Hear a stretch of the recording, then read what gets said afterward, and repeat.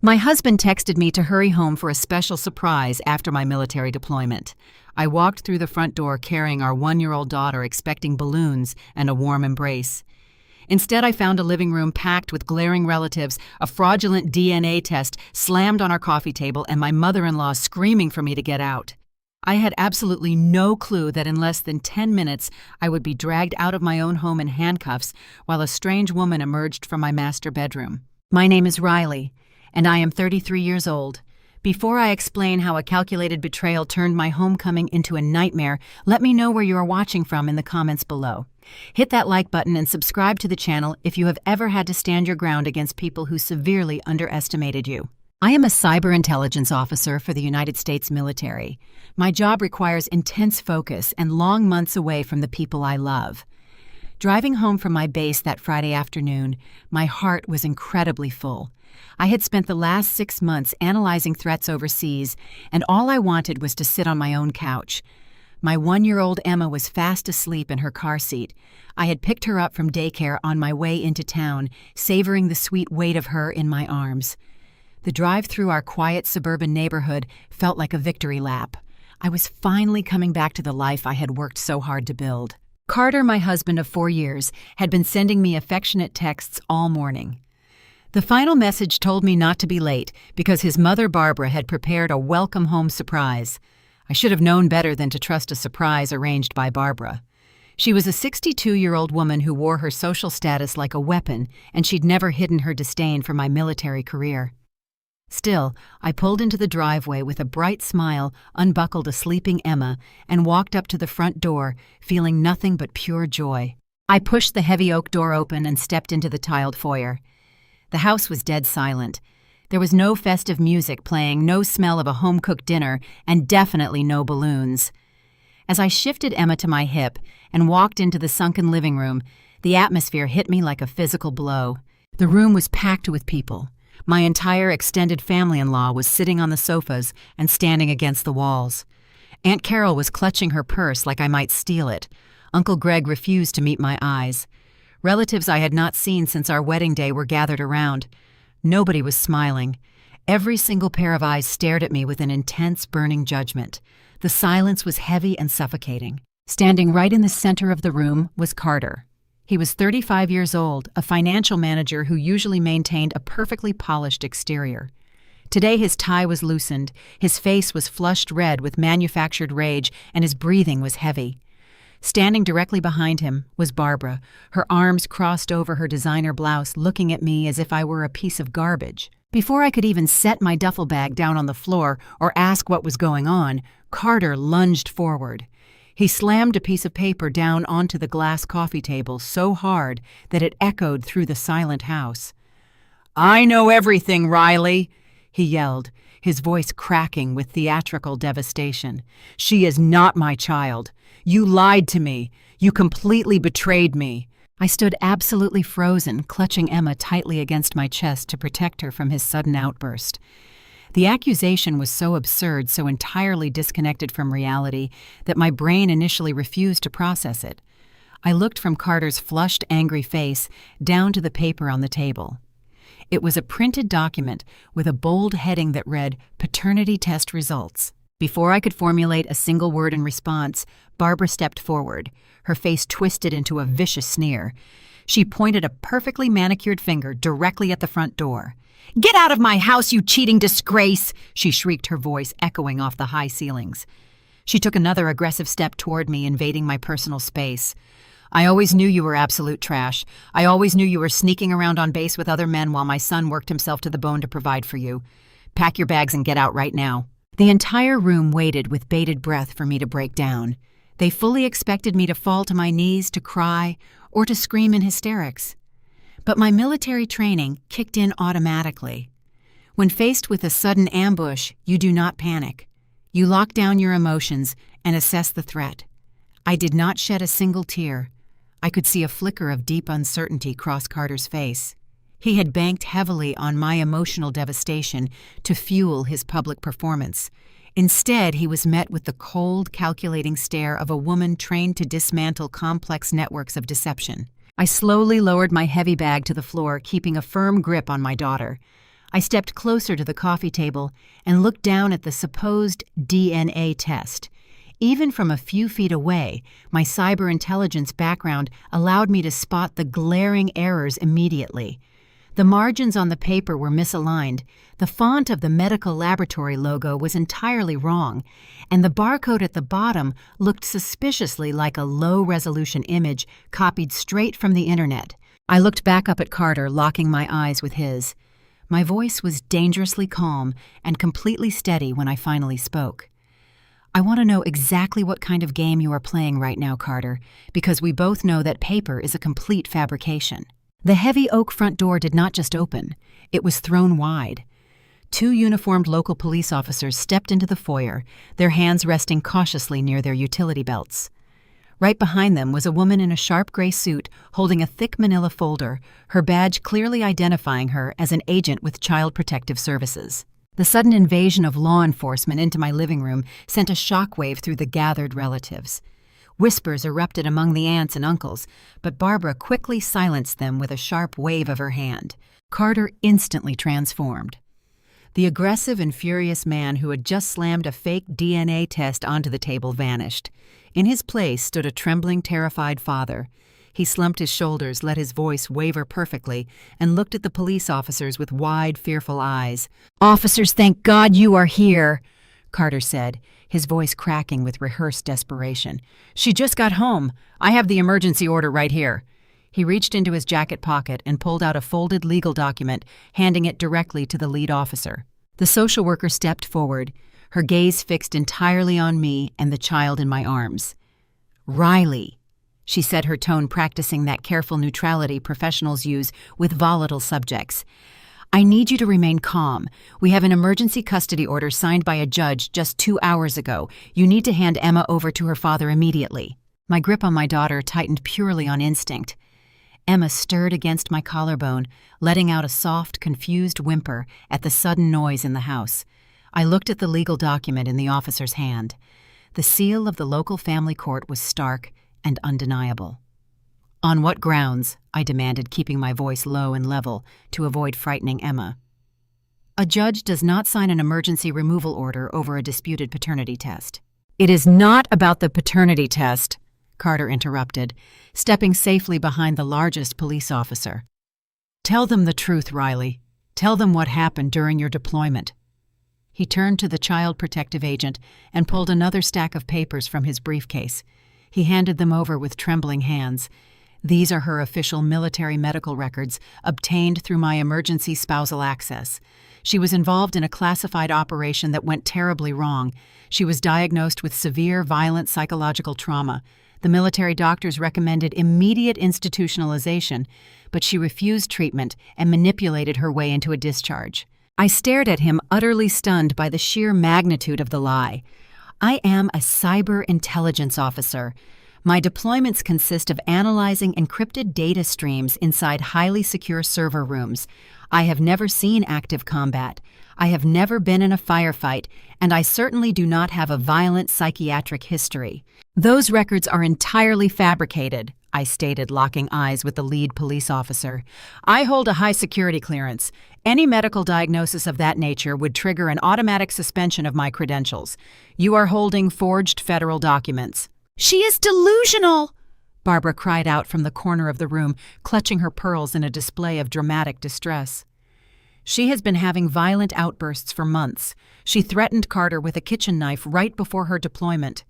We have been living in absolute terror, waiting for her to come home and snap. Please, officers, you have to protect my granddaughter." The agent flipped through the papers Carter had handed her. From where I stood, I could see the distinctive seal of the Department of Defense printed at the top of the pages. My mind raced, analyzing the tactical situation. Carter had not just printed a fake document at the local library. He had forged a military general's signature and a federal seal. He had submitted these forgeries to a state judge under penalty of perjury to secure an emergency custody order. This was not a simple domestic dispute. This was a highly coordinated, legally weaponized strike designed to strip me of my child before I could even unpack my bags. "We can sort out the validity of the documents later in front of a judge." the police officer said, stepping closer and resting his hand on his radio. "Right now, we have a lawful court order signed by a sitting magistrate. You have to hand the child to her father, or we will have to use force. Do not make us do that in front of the baby." The threat of physical force hung heavily in the air. Every instinct in my body screamed at me to fight, to tear through the room and carry my daughter to safety. But my military discipline overrode my maternal panic. If I fought the police, if I resisted arrest or caused a scene, I would be playing exactly into the violent, unstable narrative Carter had meticulously constructed for the judge. I would be giving them the very proof they needed to take Emma away permanently. I looked down at Emma. Her big blue eyes were wide, taking in the uniforms and the tense faces of the relatives surrounding us. I kissed her soft forehead, inhaling the sweet scent of her baby shampoo. I whispered that Mommy loved her more than anything in the world, and that I would be back for her very soon. With a steady, deliberate move, I walked over to the social worker. I bypassed Carter, entirely refusing to even acknowledge his outstretched arms. I gently handed my crying daughter over to the state agent. Emma immediately began to cry, reaching her small hands out toward me. The agonizing, sharp sound completely shattered my aching heart. I forced myself to break eye contact with my crying daughter and look straight ahead. The lead police officer unclipped the handcuffs from his belt. The metallic clink echoed terribly loudly in the sudden quiet of my living room.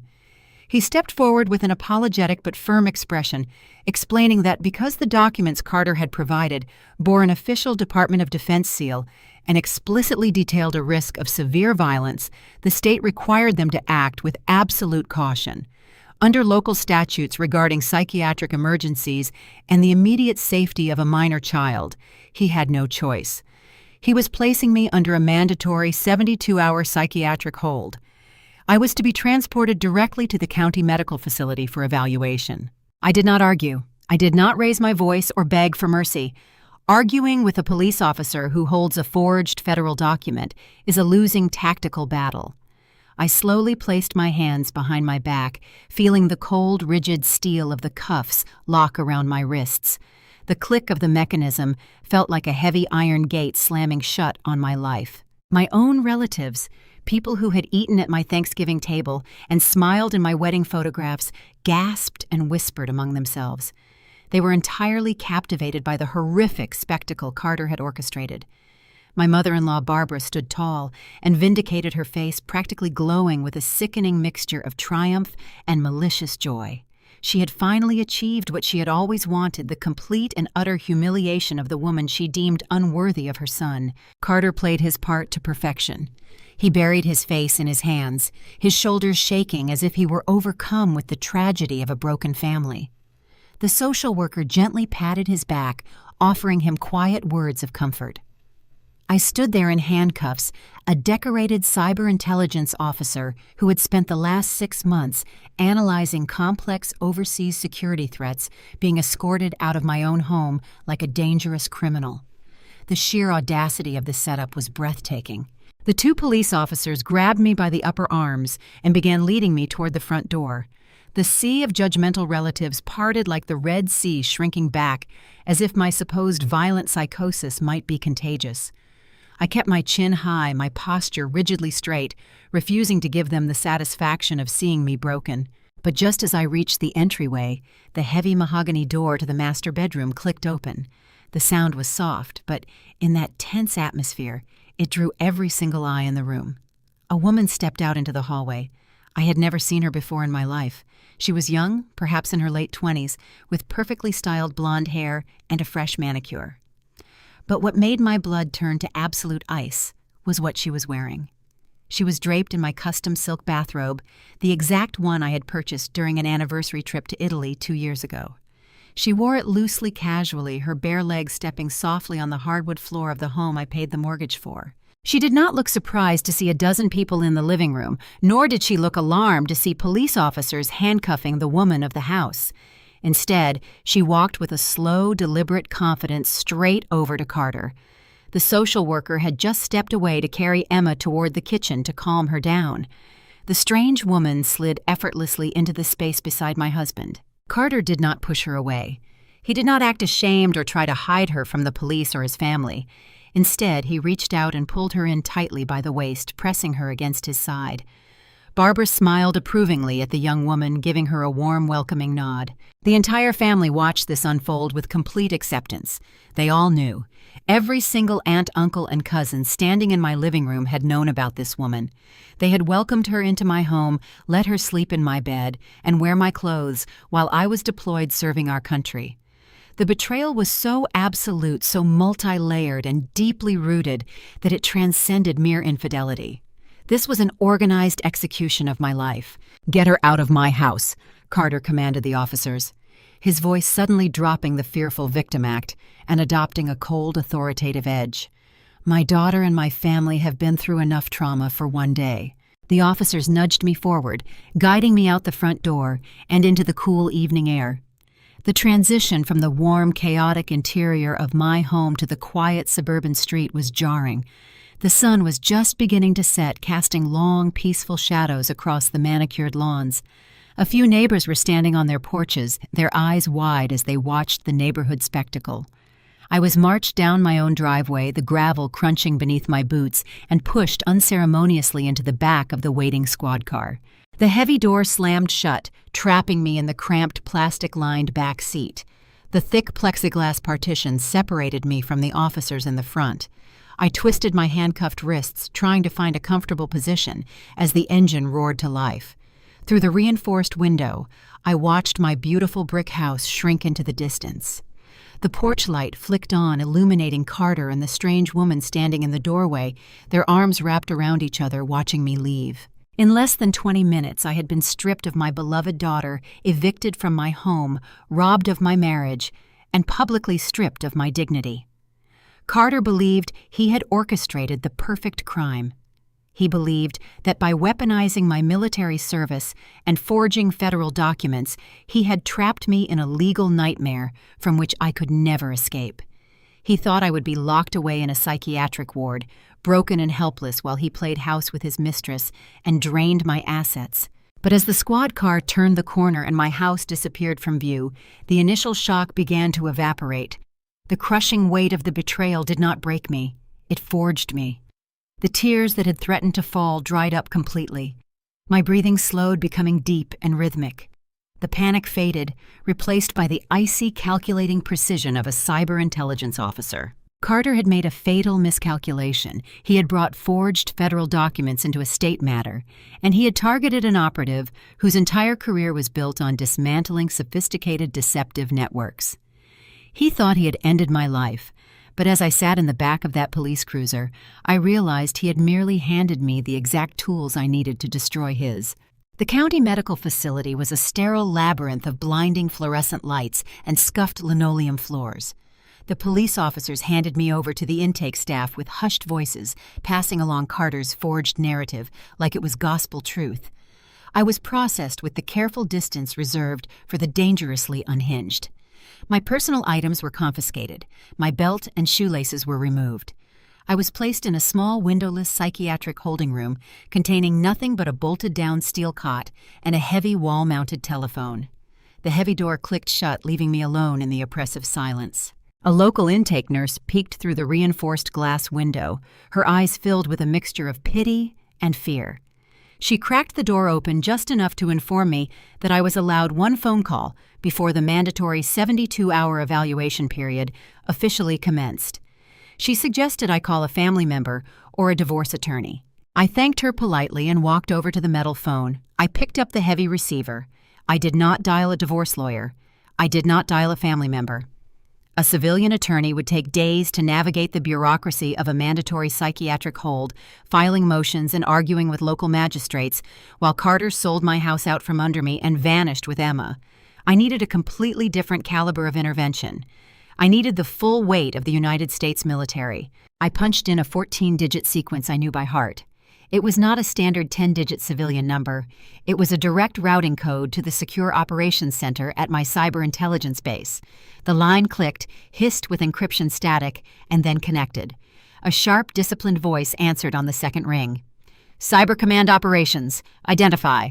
"Major Riley Hayes," I said, my voice echoing slightly against the bare concrete walls of the holding room. "Authentication code Sierra Tango 904 Delta. Connect me to Colonel Harrison immediately. Priority 1, security breach." There was a brief pause, the sound of keystrokes clattering rapidly on the other end, and then the line transferred. Colonel Harrison had been my commanding officer for 3 years. He was a man who understood the precise value of data and the catastrophic implications of a federal forgery. The connection stabilized. "Hayes!" Colonel Harrison said, his tone instantly shifting into operational mode. "You signed out on terminal leave 6 hours ago. Why are you triggering a Priority 1 breach from an unsecure civilian line?" "Sir, my operational status has been compromised by a civilian hostile," I replied, keeping my words sharp and entirely devoid of emotional inflection. "I am currently detained under a mandatory psychiatric hold at a county facility. The detention was executed by local law enforcement based on forged military medical documents." "Forged military documents," the colonel repeated, his voice dropping an octave. "Clarify the extent of the forgery, Major." "The hostile presented a fabricated psychiatric evaluation claiming severe violent trauma," I explained. "The document bore a counterfeit Department of Defense seal and a forged signature of a commanding officer. It was submitted to a state judge under penalty of perjury to secure an emergency custody order. They are using fake federal records to weaponize local law enforcement against an active duty intelligence officer." The silence on the line was thick with sudden, calculated fury. Forging a Department of Defense seal to falsely detain a military operative was not a family court issue. It was a severe federal crime. "Protocol Vanguard is authorized." Colonel Harrison stated, the military machine already revving up in his voice. "I am initiating a full authentication override. What is your current location?"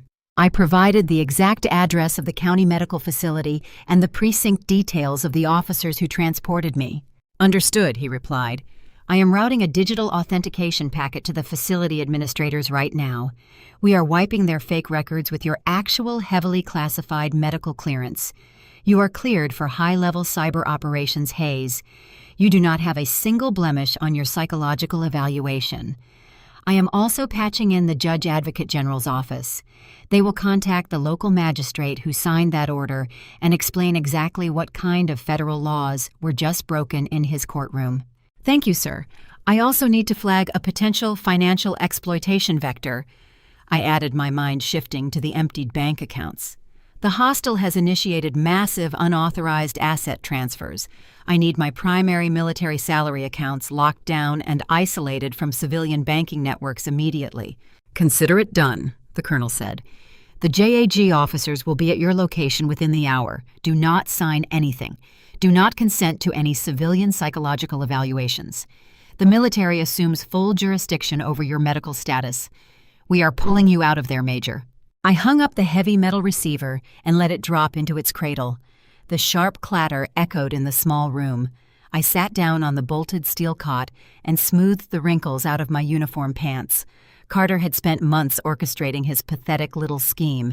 He had printed fake logos, practiced his fake tears, and manipulated my foolish mother-in-law into playing a supporting role. He thought he was playing chess against a naive, heartbroken wife. He had no idea he had just declared war on the federal government.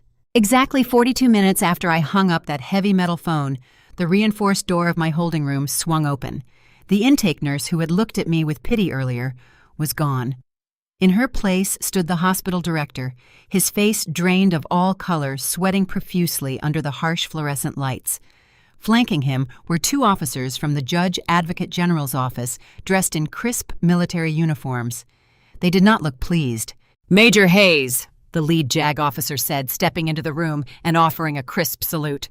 "We have secured your immediate release. The local magistrate has been formally notified that the documents submitted by your husband were fraudulent federal records." I stood up from the steel cot and returned the salute.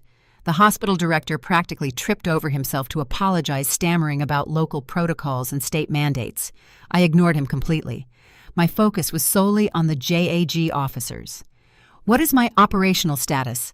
I asked, walking past the director to retrieve my confiscated personal items from the front desk. "Your medical clearance is fully validated," the JAG officer replied, handing me a sealed envelope containing my verified Department of Defense psychiatric evaluation. The local police precinct has been ordered to stand down regarding any mental health hold.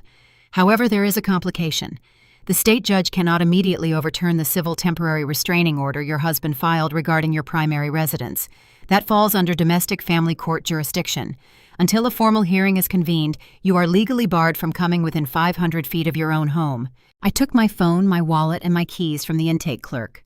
Carter had anticipated this exact bureaucratic loophole. He knew forging a federal document was a massive risk, but he also knew that family courts move at a glacial pace compared to military interventions.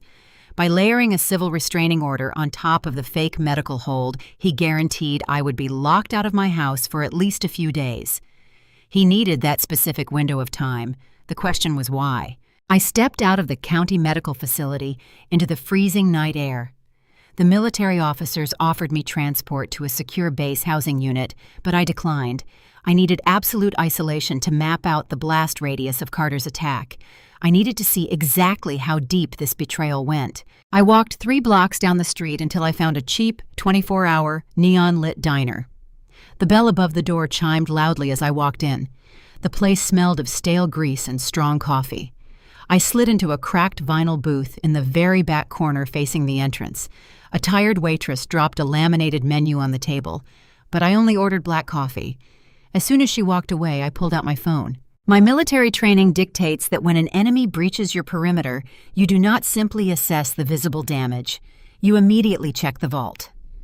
Carter had not gone through the extreme, highly illegal effort of forging a military general's signature just to spend the weekend with his mistress. This was a calculated extraction.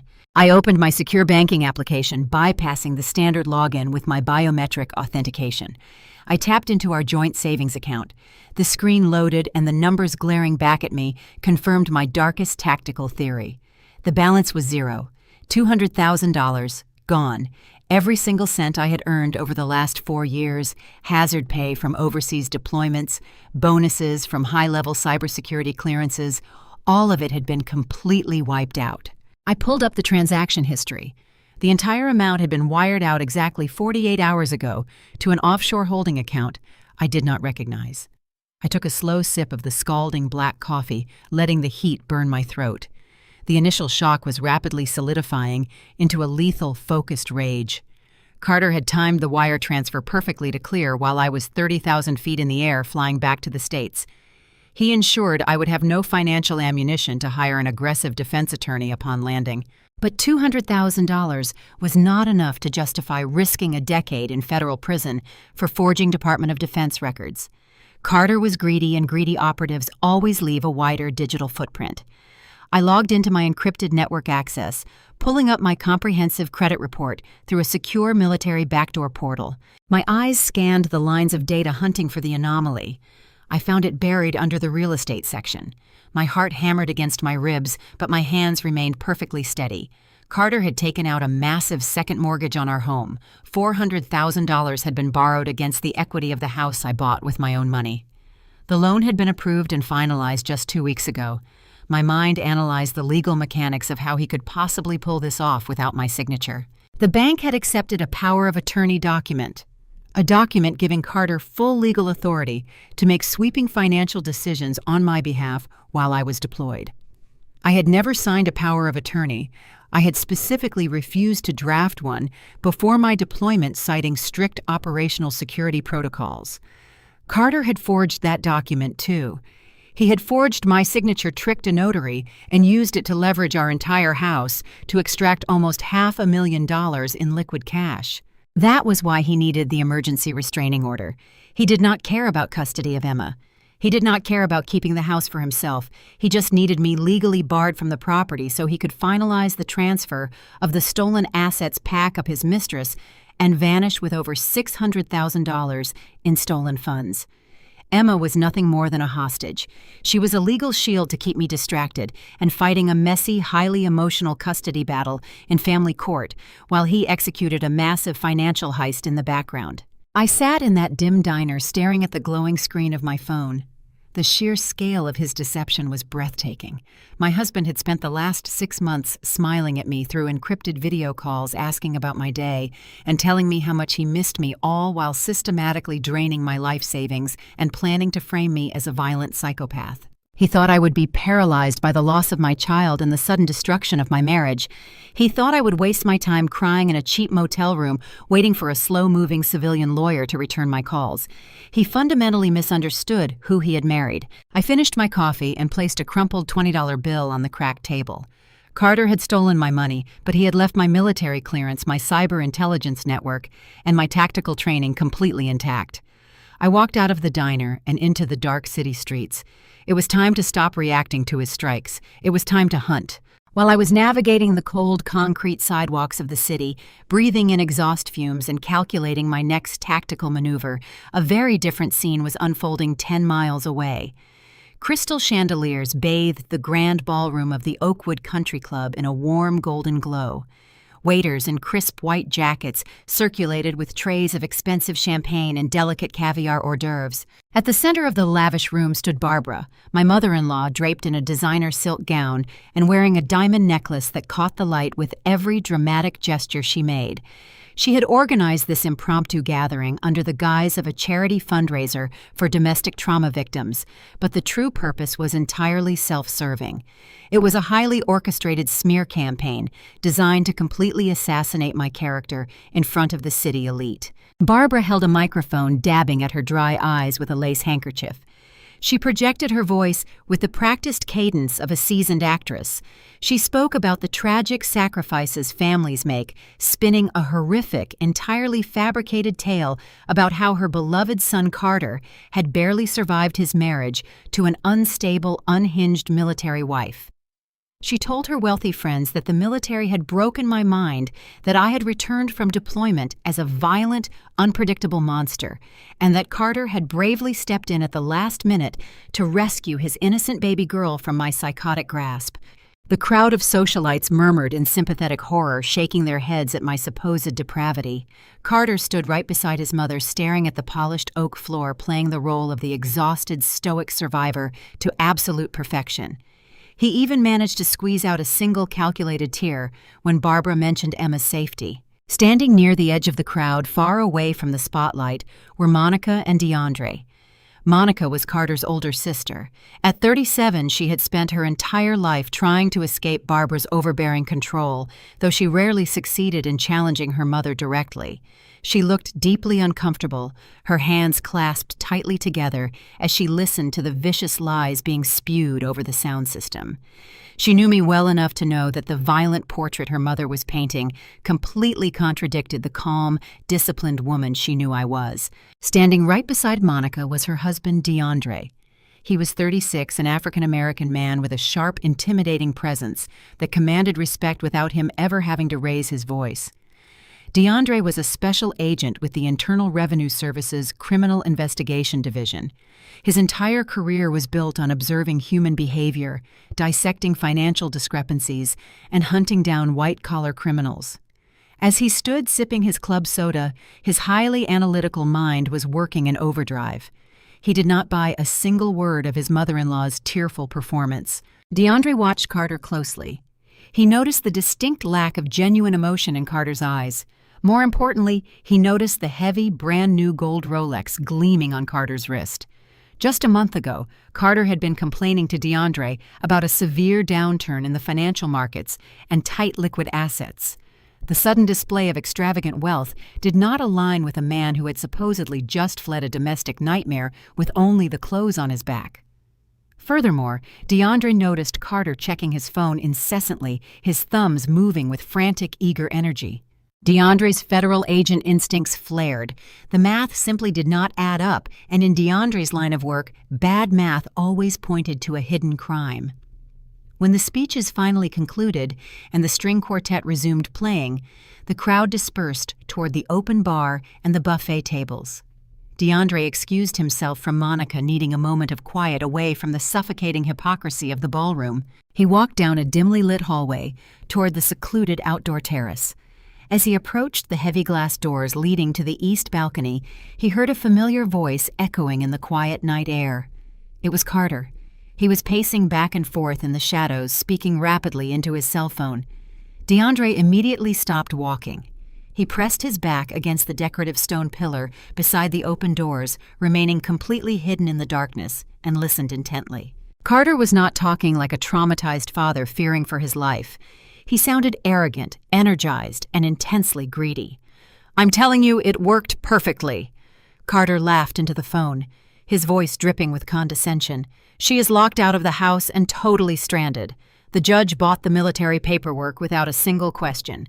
Just give it another 48 hours for the dust to settle." Carter paused, listening to the woman on the other end of the line.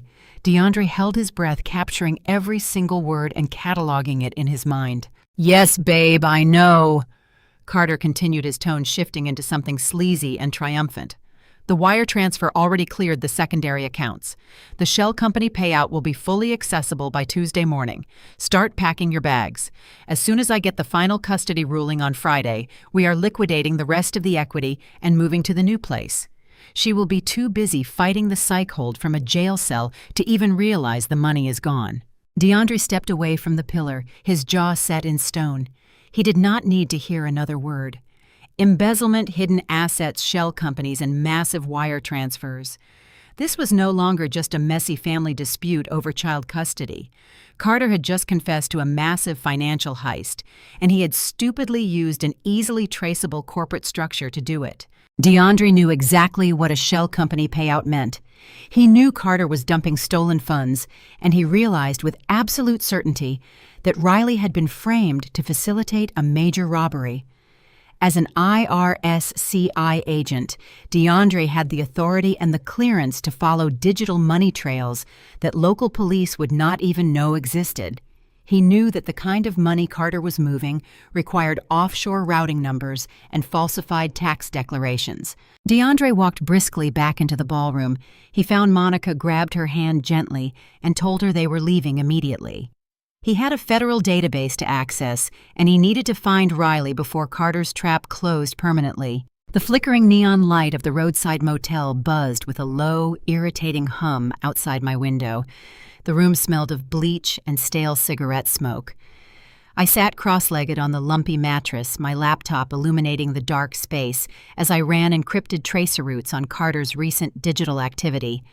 My military networks had shielded my remaining assets, but the temporary restraining order still effectively paralyzed my civilian movements. I needed a blind spot, a tactical opening Carter had not anticipated. A sharp, rhythmic knock on the thin wooden door shattered the silence. It was not the hesitant tap of a motel manager. It was the firm, authoritative strike of law enforcement.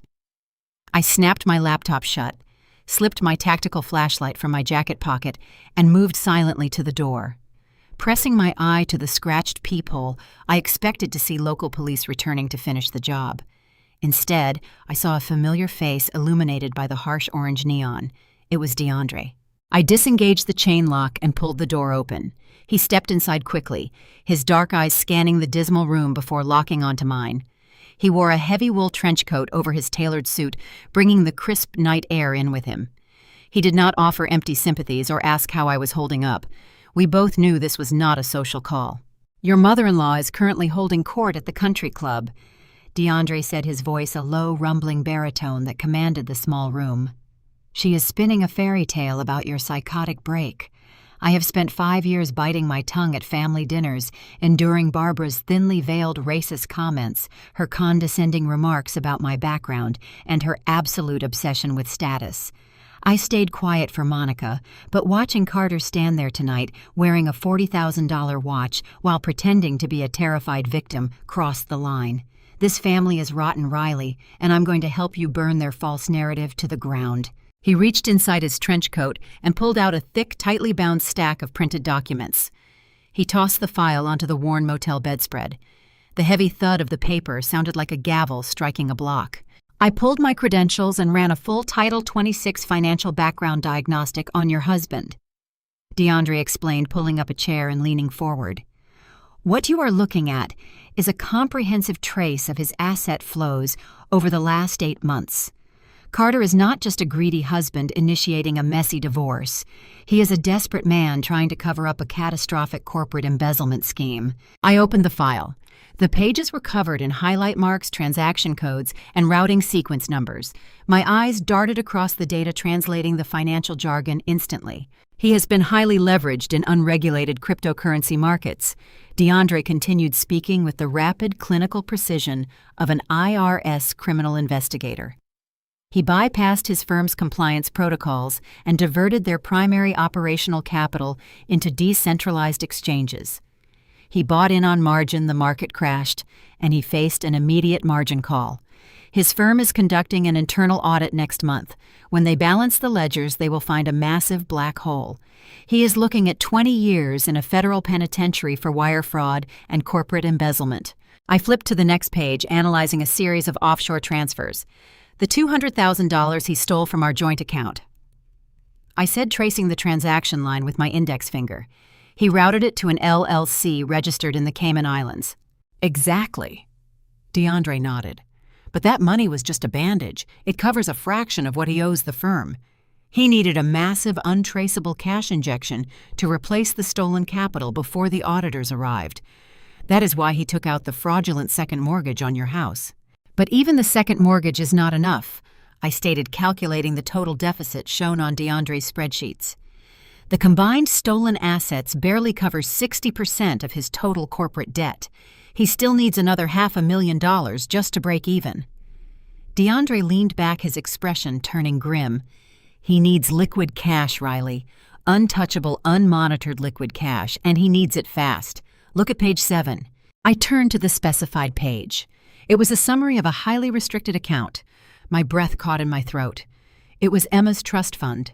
Before he passed away, my grandfather had established an irrevocable trust for my firstborn child, valued at over $600,000. The funds were locked, completely inaccessible to anyone except the designated primary custodial parent in the event of an emergency. He does not care about taking the house, DeAndre said, his voice dropping into a deadly serious register. The house is just collateral damage. He forged those military psychiatric records and triggered that emergency custody order for one specific reason. He needs sole, uncontested legal custody of Emma. The second a family court judge grants him full guardianship based on your supposed mental instability, he gains unilateral control over her trust fund. He will drain your daughter's future to pay off his criminal debts, and he will use the forged Department of Defense records to ensure you look too crazy for anyone to believe you when you try to report him. The pieces of the puzzle slammed together with terrifying clarity. Carter's entire operation was a desperate, high-stakes gamble to save himself from federal prison by sacrificing my career, my freedom, and my daughter's entire financial future. He had used his mother's hatred of me as a smokescreen, letting Barbara parade her social prejudices to distract everyone from his impending criminal collapse. He is moving the final assets on Tuesday, DeAndre said, tapping the edge of the folder. I intercepted a communication between him and the LLC proxy. His mistress is the registered agent for the shell company. They are planning to liquidate the secondary accounts and secure the trust fund by Friday. She will be too busy fighting the psych hold from a jail cell to even realize the money is gone. I closed the file and looked at DeAndre. The cold, calculating fury that had been building inside me finally locked into absolute focus. Carter thought he was the smartest person in the room.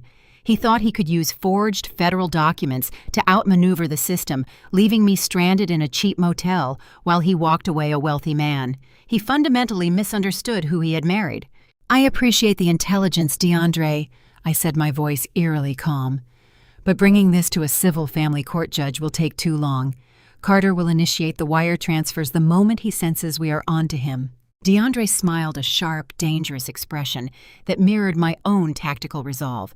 That is why we are not going to family court. We are going to let him believe his plan is working flawlessly. We are going to hand him the rope, and we are going to watch him tie the knot himself. We spent the next 3 hours turning that dismal motel room into a forward operating base. We mapped out every transaction, every forged signature, and every digital footprint Carter and his mistress had carelessly left behind. We prepared a counteroffensive that would not just stop him from taking my daughter, but would completely obliterate his entire existence. I opened a secure encrypted tunnel on my laptop, bypassing the standard commercial internet service provider of the motel. DeAndre sat beside me, sliding his federal identification card into a specialized card reader attached to his own terminal. Our screens glowed with lines of raw financial data, routing sequences, and offshore bank identifiers. As a cyber intelligence officer, my daily operations involve tracking international threat actors through highly obfuscated digital networks. Carter was a financial manager used to hiding money from civilian spouses and lazy auditors. He had no concept of the digital arsenal currently aimed directly at his financial throat. I ran a customized algorithm designed to trace rapid sequential asset transfers, stripping away the layers of privacy protection Carter had purchased from his offshore brokers. DeAndre cross-referenced my findings with the Internal Revenue Service Criminal Investigation Database, pinging the exact moments the $200,000 moved from our joint account into the ether. We worked in total synchronization, a seamless integration of military cyber warfare tactics and federal financial investigation protocols. Carter thought he had washed the money through a labyrinth of decentralized crypto exchanges, but he made a fundamental error. He had to bring the money back into a fiat currency to pay off his corporate debt. I isolated a specific routing number that kept appearing in the digital ledger. The funds had bounced from a domestic bank to the Cayman Islands through a crypto tumbler and then immediately routed back into a commercial business account located in Delaware. Carter was trying to camouflage the return of the funds by passing them through a corporate entity. I initiated a deep dive into the Delaware registry, pulling the public records and cross-matching them with hidden ownership structures. The business was registered as a consulting firm, an empty shell with zero operational history, zero listed employees, and zero physical footprint. DeAndre leaned over my shoulder, his eyes narrowing as he read the tax identification numbers associated with the corporate filing. He typed the digits into his federal database, pulling the unredacted incorporation documents. A name flashed across the screen, identifying the sole registered agent and managing director of the shell company. I recognized the name instantly from the brief glimpse I had of the woman standing in my hallway wearing my bathrobe. Her identity was now permanently linked to the stolen funds. Carter had not just given his mistress my clothes and my home. He had handed her the reins to a massive federal crime. The realization settled heavily in the small motel room. By transferring the $200,000 across international borders and utilizing internet communication networks to execute the theft, Carter had officially committed federal wire fraud. The moment the funds hit the Delaware account, registered to his mistress, the entire operation escalated from a messy family court dispute into a multi-count federal indictment. DeAndre pointed to the specific timestamps on the transfer logs, confirming that the money had moved while I was airborne over the Pacific Ocean. The premeditation was absolute and undeniable.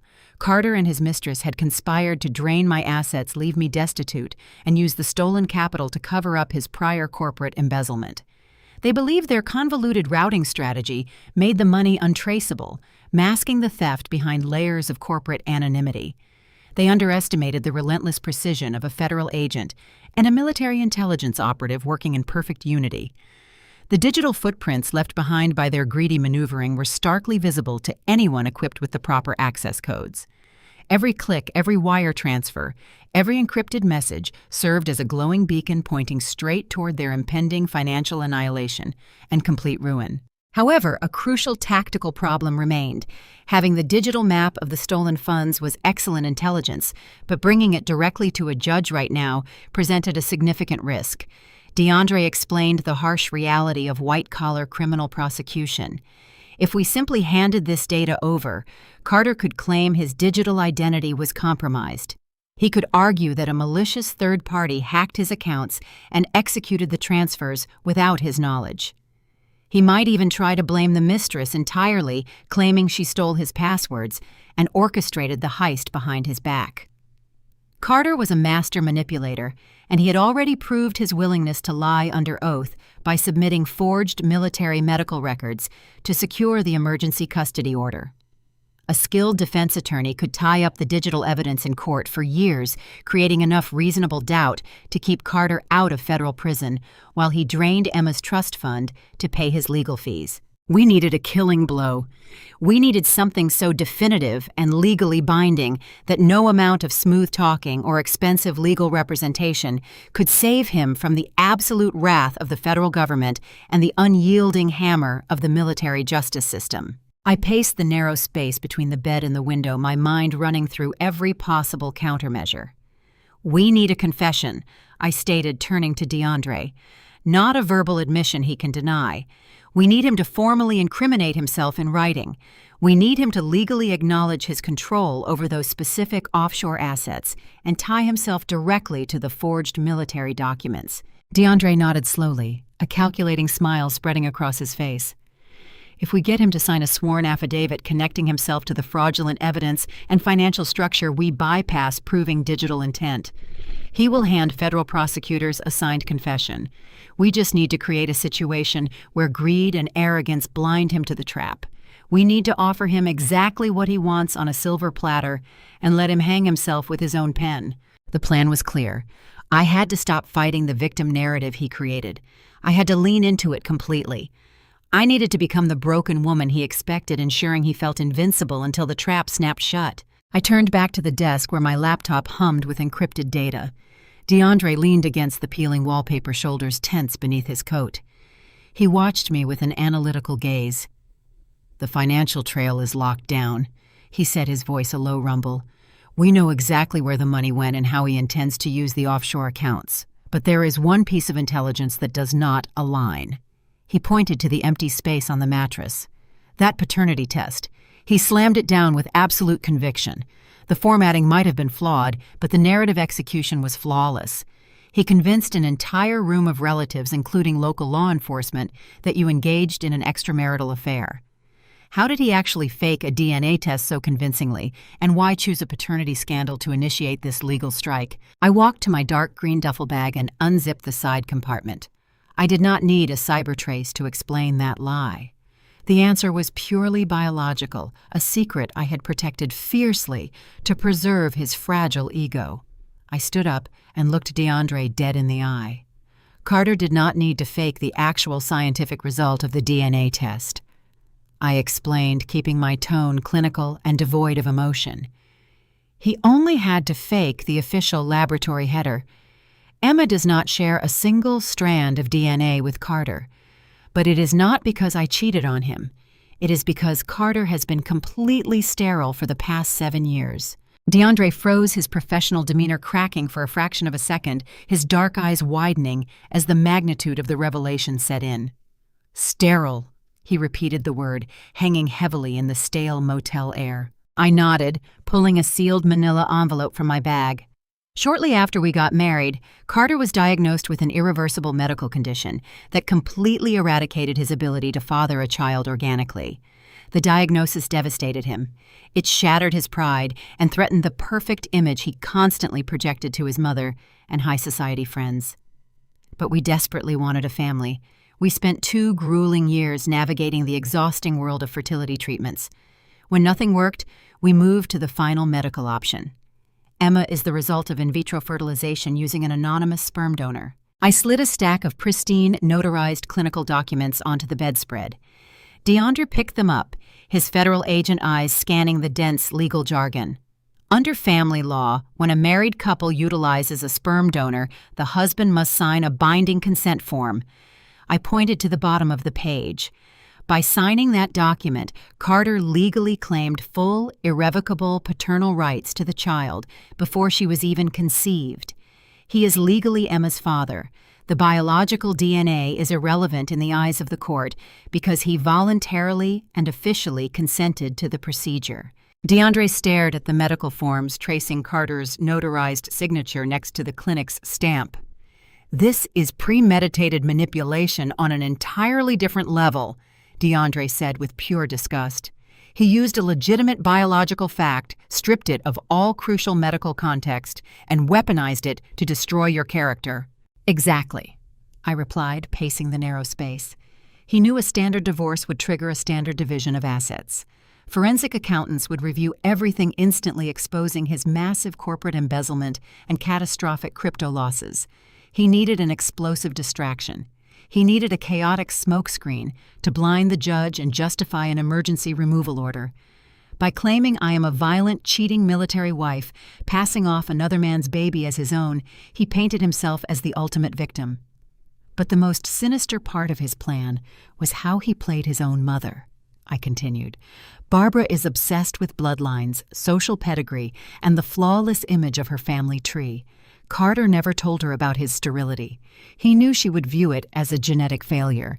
So he presented the DNA test to her as proof of my infidelity. He knew the revelation that Emma lacked the family blood would send Barbara into a vicious rage. DeAndre shook his head slowly. He turned his own mother into his strongest attack dog. By feeding her the cheating narrative, he guaranteed she would fund his expensive legal fees, mobilize her social connections, and back his emergency custody order without asking questions. She thinks she is saving her wronged son from a deceptive wife.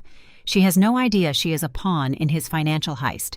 He is deliberately hiding these clinical IVF records from the court, I stated, tapping the papers. He submitted the manipulated DNA test, paired it with the forged Department of Defense psychiatric evaluation, to convince a judge that a dangerous woman was holding a stolen child hostage. He hid the truth to steal custody, knowing full well that holding Emma guarantees his control over her $600,000 trust fund. He plans to drain my daughter's future to pay off his corporate debts. We have his financial routing data and the airtight medical consent forms proving perjury, DeAndre said, placing the documents back into the envelope. If we present this to the magistrate right now, the custody order gets revoked. But Carter will panic. He will initiate the offshore wire transfers immediately and tie the stolen funds up in international litigation for a decade. He might even try to flee the jurisdiction. Which brings us to the final phase of the operation, I replied, my voice dropping into a lethal register. We do not stop him yet. We let him walk right into the family courtroom, believing he holds all the cards. We let him stand in front of a judge and swear under oath that those forged military records and manipulated DNA results are authentic. We wait until his arrogance traps him in a federal perjury snare from which he can never escape. DeAndre nodded in silent agreement, understanding the absolute necessity of patience in a high-stakes federal takedown. I turned my attention back to the encrypted laptop resting on the worn motel desk. The financial routing and the medical consent forms provided the motive and the perjury, but I needed the undeniable weapon that would bring the full crushing weight of the federal government crashing down onto his head. I pulled up the high-resolution scanned copy of the psychiatric evaluation Carter had submitted to the local police. The military judge advocate general's offices had securely transferred the file to my system before they left the medical facility. I zoomed in on the top right corner of the digital document. To a civilian judge or a local police officer, the paperwork looked impeccably authentic. It featured crisp margins, official-looking barcodes, and a stark, imposing crest at the top of the page. But to a cyber intelligence officer trained to identify deepfake propaganda and state-sponsored digital forgery, the document was a chaotic mess of rookie mistakes. I initiated a forensic diagnostic scan on the file, stripping away the visual layers to expose the underlying metadata. Look at this, I instructed DeAndre, pointing to a string of alphanumeric characters bleeding across the black terminal screen. Carter downloaded a standard template from an open-source medical database, but he failed to scrub the digital watermark. He copied a Department of Defense seal from an unclassified press release issued 3 years ago. The cryptographic hash attached to this specific seal expired 24 months before the date printed on this evaluation. DeAndre leaned over my shoulder, his eyes narrowing as he read the diagnostic output. So, he effectively copy-pasted a federal seal to make his fake doctor note look intimidating. That is definitely a crime, but usually courts treat it as a secondary fraud charge during a bitter custody dispute. I shook my head, my fingers flying across the keyboard to isolate the signature block at the bottom of the page. It is not just a doctor note, I replied, my voice dropping to a dangerous whisper. Carter wanted to ensure the local magistrate would not dare question the validity of the psychiatric hold. He wanted maximum shock value to guarantee I was handcuffed and dragged out of the house immediately. To do that, he needed authority. He did not forge the signature of a base therapist or a civilian contractor. I highlighted the looping authoritative scrawl at the bottom of the document and ran it through the military personnel database. The match flashed on the screen, instantly displaying a high-resolution photograph of a decorated military official. He forged the signature of Lieutenant General Thomas Mitchell, the commanding officer of the entire Regional Cyber Command sector. DeAndre exhaled a sharp, disbelieving breath. The room fell entirely silent except for the low hum of the laptop fan. The magnitude of Carter's arrogance had just eclipsed his greed. In his desperate rush to secure Emma and access her trust fund, he had crossed an invisible, highly lethal line. Forging a medical document to gain an advantage in family court is a state-level felony, DeAndre said, straightening up and pacing the small room. But forging the signature of a sitting United States military general, attaching a counterfeit Department of Defense seal, and submitting that document into the public record to unlawfully detain an active-duty intelligence officer that triggers federal jurisdiction under the Espionage and Infiltration Act. It is an aggressive attack on the operational readiness of the military. Carter did not just lie to a judge, I confirmed. He legally impersonated a high-ranking federal official to weaponize a civilian police force against a military operative. The Department of Defense does not treat that as a family dispute. They treat that as a direct threat to national security. I picked up my secure satellite phone. The local police precinct and the family court judge were completely unaware that they were currently holding a forged federal document in their active case files. If they discovered the discrepancy on their own, they might simply dismiss the custody order and let Carter walk away with a warning about filing false reports. We could not let that happen. We needed the military to step in and secure the perimeter before Carter realized he had triggered a federal alarm. I dialed the direct line to the Army Criminal Investigation Division. The connection encrypted automatically, ensuring our conversation remained completely shielded from civilian surveillance.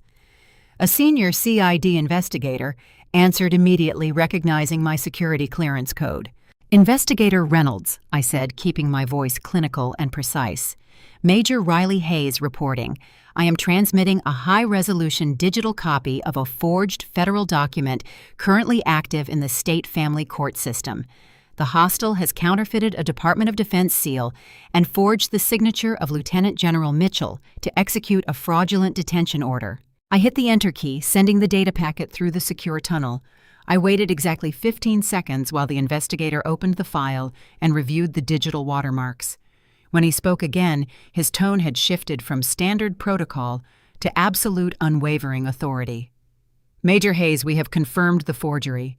This constitutes a severe violation of federal law. We are preparing to dispatch a tactical unit to apprehend the civilian hostile immediately." "Negative," I replied instantly. "I am requesting a strategic delay on the apprehension order. The hostile is scheduled to appear in family court this coming Friday for the final custody and asset hearing. He intends to submit this forged document into the permanent judicial record under oath. If we move in now, his defense attorney will claim the document was a misunderstanding or a clerical error. If we allow him to stand before a judge and swear to its authenticity, he commits irreversible federal perjury on top of the forgery and wire fraud charges. We trap him entirely." There was a brief silence on the line as the investigator conferred with a superior officer in the background. The tactical logic was undeniable. Letting Carter dig his own grave in open court would guarantee a maximum federal sentence without any possibility of plea deals or reduced charges. "Request granted," the investigator said. "We have this file. Please convert its entire content to text. Do not omit any words from the file. Do not stop until the process is complete. The text must include periods, commas, and proper pauses. Note that you must extract 100% of the file's content without omitting any words. We will maintain surveillance on the hostile until the hearing. Major Hayes, you are authorized to proceed with the tactical entrapment. We will have federal agents and military police stationed at the courthouse to execute the warrant the moment he enters that forged document into evidence." "Thank you, sir," I replied. I hung up the phone and looked at DeAndre. "The trap is set. Now we just have to wait for Friday." The rest of the week was a blur of calculated silence and strategic preparation. I stayed in that cheap motel, hidden from the public eye, while DeAndre worked his federal magic behind the scenes. He coordinated with his contacts at the IRS to ensure the Delaware Shell Company was flagged for immediate seizure the moment the hearing concluded. He also quietly notified the firm where Carter worked about the ongoing audit discrepancies, ensuring their legal team was ready to move against him for the corporate embezzlement. Every day, Carter sent me taunting text messages thinking I was still locked in a psychiatric ward or too broken to respond. He detailed his plans for Emma's future, how he was going to give her a real family with his mistress, and how I would never see her again. I read each message with a cold, detached focus, adding them to the growing file of evidence against him. Barbara, meanwhile, was busy finalizing the details of the new family she was so eager to welcome. She had already started redecorating Emma's room in the house Carter planned to buy with the stolen funds, completely unaware that her beloved son was about to become a federal inmate. Finally, Friday morning arrived. The courthouse was a grand, imposing building with white marble columns and a heavy sense of solemnity. I arrived early, dressed in my full military dress uniform, my medals gleaming on my chest. I did not look like the unstable woman Carter had described. I looked like what I was, a decorated officer of the United States military. DeAndre and Monica met me at the entrance, their faces set in grim determination. "He's already inside," DeAndre whispered. "He's got his lawyer and Barbara with him. They think this is going to be a slam dunk." We walked into the courtroom and took our seats on the opposite side of the aisle. Carter looked over at me, his eyes widening for a second when he saw my uniform and my calm demeanor. He quickly whispered something to his lawyer, who gave me a dismissive glance. Barbara sat behind them, her nose in the air, refusing to even look in my direction. The judge, a stern woman with years of experience, entered the room and called the hearing to order. Carter's lawyer stood up and began his opening statement, repeating the same lies Carter had told since I stepped through my front door. He spoke about my mental instability, my violent outbursts, and the paternity scandal that had supposedly broken Carter's heart. Then it was Carter's turn to testify. He walked to the stand, took the oath, and began his performance. He spoke about his fear for Emma's safety and his devastation at my betrayal. "And do you have proof of these claims, Mr. Hayes?" the judge asked. "Yes, Your Honor," Carter replied, his voice full of manufactured sincerity. "I have the official military psychiatric evaluation right here, signed by Lieutenant General Mitchell himself. It clearly states that Major Hayes is a danger to herself and others." He handed the forged document to the bailiff, who passed it to the judge. The judge began to review the paperwork, her expression unreadable. "And the paternity results?" she asked. "I have those as well," Carter said, handing over the manipulated DNA test. "They prove that Emma is not my biological child." I sat perfectly still, my heart hammering in my chest, waiting for the moment. The judge looked from the documents to me. "Major Hayes, what do you have to say in response to these allegations?" I stood up, my voice clear and unwavering. "Your Honor, I would like to submit my own evidence into the record. I have the notarized clinical consent forms from our IVF treatments signed by my husband, which legally establish his paternity of Emma regardless of biological DNA. And I also have a formal statement from the Department of Defense regarding the document Mr. Hayes just submitted." The courtroom went dead silent. Carter's face went pale. His lawyer looked confused. "A statement from the Department of Defense?" the judge asked, her eyebrows rising. At that moment, the doors at the back of the courtroom swung open. 4 uniformed military police officers and 2 federal agents in dark suits walked down the aisle. The lead investigator from the Army CID stepped forward.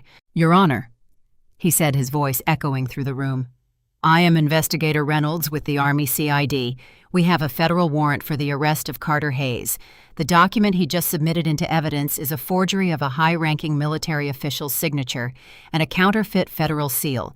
He has also committed wire fraud and corporate embezzlement as documented by the IRS Criminal Investigation Division." The chaos that followed was absolute. Carter tried to stand up, but his legs seemed to give out. His lawyer looked like he wanted to crawl under the table. Barbara began to shriek, claiming this was all a mistake, until one of the federal agents stepped over to her and quietly told her she was also under investigation for conspiracy. The military police moved in and handcuffed Carter right there in the witness stand. The judge, her face white with shock and anger, immediately revoked the custody order and awarded me full and sole custody of Emma. She also ordered the immediate freezing of all of Carter's assets, including the offshore accounts. As they led Carter out of the courtroom, he looked at me, his eyes full of a mixture of terror and realization. He had finally understood the gravity of his mistake. He had tried to destroy me, but in doing so, he had destroyed himself. I walked out of the courthouse, the sun shining brightly on the white marble steps. DeAndre and Monica were waiting for me, Emma in Monica's arms. I took my daughter and held her close, tears of relief finally falling down my face. It took months to sort through the legal and financial mess Carter had left behind. With DeAndre's help, we were able to recover almost all of the stolen funds, including Emma's trust fund. Carter was eventually sentenced to 15 years in federal prison for forgery, wire fraud, and perjury. Barbara lost her social standing and her fortune as her own involvement in the scheme was exposed. I am back at my base now, continuing my work as a cyber intelligence officer. My life is different now, but I am stronger and more resilient than I ever thought possible. I have my daughter, I have my career, and I have the knowledge that I stood my ground against those who underestimated me, and that is the greatest victory of all. Major, the investigator finally responded. We will coordinate with the United States Marshal Service and your local contact at the Internal Revenue Service Criminal Investigation Division. We will hold our position until the hostile takes the stand on Friday morning. The second he submits that document, we will breach the courtroom and execute the federal arrest warrants.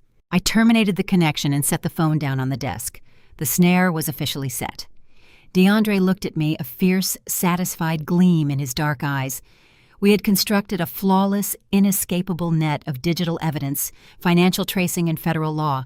Carter and his mother were currently sleeping soundly in their stolen comfort, entirely oblivious to the catastrophic reality hurtling toward them. They had pushed me to the absolute edge, relying on my maternal panic and emotional devastation to blind me to their maneuvers. They had expected me to shatter. Instead, I had methodically weaponized their arrogance, preparing a devastating counterstrike that would not just take back my daughter, but would erase their entire existence. All that remained was playing the final role to absolute perfection. I had to convince them I was truly broken. I would walk into their trap, voluntarily wearing the mask of a defeated, exhausted mother, ensuring they felt completely invincible right up until the very second the federal handcuffs locked around Carter's wrists. The waiting game had begun. Waiting in military intelligence never meant remaining idle. DeAndre and I spent 48 hours transforming the cramped motel room into a tactical command center. We taped financial flowcharts to the peeling wallpaper and pinned printouts of Carter's fraudulent records by the door. We needed absolute synchronicity between our timelines. Carter held $200,000 of stolen funds, a mere drop compared to the corporate deficit he needed to fill. The real prize he was hunting was Emma's $600,000 trust fund. To get that, he needed me entirely removed from the legal equation. DeAndre paced the short distance between the bed and the window, holding a lukewarm cup of diner coffee. He outlined the precise mechanics of white-collar criminal prosecution. If we simply handed the forged military documents to the local family court judge right now, the judge would likely just dismiss the emergency custody order. Carter would lose the immediate battle, but his expensive civilian defense attorney would instantly file motions claiming the document submission was a clerical error or a simple misunderstanding by an overworked paralegal. He might even throw his mistress under the bus, claiming she procured the documents without his knowledge. He would receive a mild reprimand for wasting the court's time, and the federal charges might fail to stick without clear, undeniable proof of criminal intent. We could not afford to let him slip through a procedural loophole. The only way to guarantee a mandatory federal prison sentence without the possibility of parole was to force Carter to take the stand and swear under oath that the documents were authentic. We needed him to legally adopt the forgery as his own creation in front of a sitting judge. To accomplish this, we had to manipulate his massive ego. Carter viewed me as a highly capable threat, which is exactly why he struck so suddenly and so viciously. But he also harbored a deep-seated arrogance. He truly believed his civilian financial maneuvers were far superior to my military discipline. If I fought him aggressively through civilian lawyers, he would become cautious and defensive. If I surrendered, however, his arrogance would completely blind him to any potential traps. The second phase of our strategy involved the illicit funds currently resting in the Delaware Shell Company account. DeAndre explained that the Internal Revenue Service Criminal Investigation Division required a definitive trigger to freeze those assets. We could not simply seize the account based on the initial transfer, as Carter could argue the movement of joint marital funds was legally permissible prior to a finalized divorce settlement. We needed Carter to attempt to move Emma's protected trust fund into that same illicit account. The moment he initiated a transfer of protected minor assets using fraudulent guardianship papers, the wire fraud became irrefutable. The federal government would then have the absolute legal authority to seize every single asset tied to his name, including the offshore accounts, the Delaware Shell Company, and his personal holdings. We needed a mechanism to accelerate his timeline and push him into taking action before the Friday morning hearing. I sat on the edge of the mattress, running different tactical scenarios through my mind. I realized we needed a face-to-face meeting. I needed to hand him the ultimate bait. I told DeAndre that I would contact Carter and request a private settlement discussion under the guise of total surrender. I would claim that the mandatory psychiatric hold had broken my spirit, that I was terrified of losing my military commission, and that I was willing to sign away my parental rights to avoid a public, messy trial. DeAndre stopped pacing and looked at me with deep concern. He warned me that walking into a room with Carter and Barbara, while pretending to be shattered, would be the hardest psychological operation I had ever executed. They would mock me, belittle me, and try to extract every ounce of my dignity. He reminded me that Barbara lived for these moments of absolute dominance, and Carter would be merciless. I assured DeAndre that military intelligence officers undergo intense psychological conditioning for precisely this type of hostile interrogation. I could absorb their insults without breaking character because I knew their entire world was about to collapse. I picked up my burner phone and drafted a text message to Monica, knowing she was the only conduit who could arrange a meeting without triggering Carter's suspicion. I asked her to tell Carter that I was emotionally destroyed, out of money, and desperate to resolve the situation quietly. I requested a meeting at a neutral location the following evening. I knew Monica would relay the message with genuine concern, which would only make my fabricated desperation seem more authentic to Carter. DeAndre watched me hit send his expression a mixture of profound respect and quiet anger at the necessity of the charade. While we waited for Carter's inevitable triumphant response, DeAndre pulled out his federal terminal to prepare the digital snares. He drafted the necessary asset freezing orders, leaving only the execution timestamp blank. He coordinated with his field office to ensure a tactical financial team was on standby for Friday morning. The moment Carter submitted the forged documents and attempted to claim guardianship over the trust fund, DeAndre's team would execute a massive digital lockdown on every financial institution associated with Carter and his mistress. They would be left entirely destitute before the judge even brought the gavel down. The burner phone on the desk buzzed loudly. Carter had responded, agreeing to meet me at a high-end restaurant downtown. He explicitly demanded that I come alone and bring no legal representation. He was already dictating the terms of my surrender, completely unaware that he was walking into a highly coordinated federal ambush. The opulent foyer of Le Bouclier, the most exclusive French restaurant in the financial district, practically gleamed with wealth. The contrast between my carefully curated appearance and the pristine marble floors was stark and entirely intentional. I had spent a full hour ensuring I looked absolutely shattered. I wore an oversized drab olive coat that swallowed my frame, making me appear small and fragile. I had skipped makeup, allowing the dark circles under my eyes to stand out fiercely against my pale skin. My hair was tied in a messy, unwashed knot. To anyone looking, I was a defeated woman hovering on the very edge of a total collapse. The host eyed me with barely concealed disdain before guiding me toward a private dining alcove in the back of the establishment. Carter and Barbara were already seated, sipping sparkling water and radiating an aura of absolute triumph. Monica sat opposite them, her posture rigid, her hands nervously twisting the heavy cloth napkin in her lap. When I stepped into the alcove, the dynamic in the room shifted instantly. Carter leaned back in his plush leather chair, a slow, predatory smile spreading across his face. He wore a tailored navy suit that likely cost more than my first vehicle. Beside him, Barbara looked me up and down with an expression of pure, unadulterated revulsion.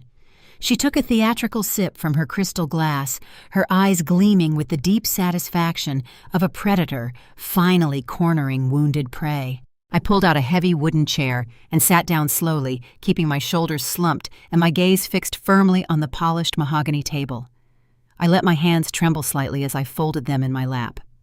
I was channeling every single interrogation survival technique I had ever learned during my military training, projecting complete submission while my mind coldly cataloged every micro-expression across the table. "You look terrible, Riley," Barbara stated, skipping any pretense of a polite greeting. "But I suppose a mandatory psychiatric hold will do that to a person. It is a tragedy, really, seeing you fall apart like this, but it just proves that my son made the right decision to protect our precious Emma from your violent instability." I kept my head bowed, forcing my voice to waver perfectly when I finally replied, "Where is she? Please, Carter, I just want to see my daughter." Carter sighed heavily, playing the role of the exhausted, magnanimous patriarch. "Emma is safe, Riley. She is currently with a highly qualified nanny at our new secure location. You have to understand that after your violent outburst and the undeniable proof of your infidelity, bringing her anywhere near you is entirely out of the question. The state agrees with me. The military clearly agrees with me. You need long-term institutional help, not a child." Monica shifted uncomfortably in her seat, opening her mouth to speak, but a sharp warning glare from Barbara immediately silenced her. I let a single, calculated tear slip down my cheek. I wiped it away quickly with the frayed sleeve of my oversized coat, playing the desperate victim to absolute perfection. "I have nothing left, Carter," I whispered, making sure my voice sounded completely broken. "My bank accounts are empty. The military is reviewing my security clearance because of the psychiatric hold. I am sleeping in a cheap motel. I just want this nightmare to end. What do you want from me?" Carter exchanged a victorious look with his mother. He reached into his expensive leather briefcase and pulled out a thick stack of legal documents, sliding them across the smooth mahogany surface toward me. He tapped the top page with a heavy gold pen. "This is a full, irrevocable relinquishment of your parental rights," Carter explained, his tone slick and authoritative. "It grants me sole legal and physical custody of Emma, along with unilateral administrative control over her trust fund, her medical decisions, and her future education. It also includes a property settlement wherein you forfeit all claims to the house, acknowledging that the equity has already been heavily leveraged to pay off your marital debts." I stared blankly in the documents, pretending to be utterly overwhelmed by the legal jargon. "This is everything," I said, my voice barely a breath. "You are taking absolutely everything from me." "I am taking what is rightfully mine," Carter corrected sharply. "You brought shame to this family. You tried to pass off another man's child as my own. You became a violent threat. But because I'm a reasonable man, and because my mother has a charitable heart, we are willing to offer you a way out." He pulled a cashier's check from his breast pocket and placed it delicately on top of the custody papers. It was made out to me for exactly $10,000. $10,000, Carter said, leaning forward and resting his elbows on the table to intimidate me. "You sign these papers right now in front of us, and you take this check. You can use it to pay for a cheap apartment, get some psychiatric therapy, and start your life over somewhere far away from here. If you refuse, I will drag you through a public family court trial. I will bring the military records proving your violent psychosis into the public domain. You will lose your commission. You will face federal charges for adultery under the Uniform Code of Military Justice, and you will walk away with absolutely zero." Barbara scoffed loudly, swirling the sparkling water in her glass. $10,000 is incredibly generous for a woman who lied about her child's paternity. You should be down on your knees thanking my son for not leaving you to rot in the streets. Take the money, Riley. Take the money and disappear before we change our minds and press charges for the severe emotional distress you have caused this family. I looked at the pathetic check sitting on top of the custody relinquishment forms. $10,000. He had stolen $200,000 from my military savings. He had illegally extracted $400,000 in equity from my home. He was planning to drain $600,000 from my daughter's trust fund to cover his federal wire fraud and cryptocurrency embezzlement. And he was offering me a $10,000 bribe to walk away and let him execute the perfect financial crime. The sheer audacity of his greed was breathtaking. I slowly reached out and touched the edge of the custody agreement, letting my hand shake just enough to sell the illusion of total defeat. I looked up at Carter, making sure my eyes reflected nothing but fear and absolute submission. I had him exactly where I needed him. He was completely blinded by his own arrogance, entirely convinced that his forged federal documents had broken me. He had no idea that he had just handed me the weapon I needed to destroy him. The crisp parchment of the custody agreement felt rough under my fingertips. I kept my hand hovering there, allowing a tremor to shake my wrist, just enough to convey absolute surrender. I stared down at the $10,000 check that was supposed to buy my entire existence. The ambient noise of the upscale restaurant faded into a low hum. Waiters glided past our private alcove, carrying silver trays of roasted duck and truffles, completely oblivious to the domestic execution taking place at our table. "Well, Riley," Barbara snapped, breaking the heavy silence. Her voice sliced through the elegant atmosphere like a serrated blade. "Are we going to sit here all night, or are you going to pick up that pen and do the only decent thing you have ever done for my son?" I kept my head bowed and remained perfectly silent. My lack of an immediate verbal response infuriated my mother-in-law. She thrived on conflict and fed on the defensive reactions of her victims. When I denied her the satisfaction of an argument, she simply escalated her attack, raising her voice loudly enough for the patrons at the adjacent tables to hear. "You always thought you were so superior," Barbara sneered, leaning forward so her diamond necklace caught the light of the chandelier. "Marching around in your boots pretending to be some important intelligence officer playing soldier, while my son stayed home and actually contributed to society. You are a joke. You spent 6 months deployed, and for what? To come back here and prove exactly how fundamentally broken you are. We always knew the military would ruin your mind, but we never imagined you would become an actual danger to a helpless infant."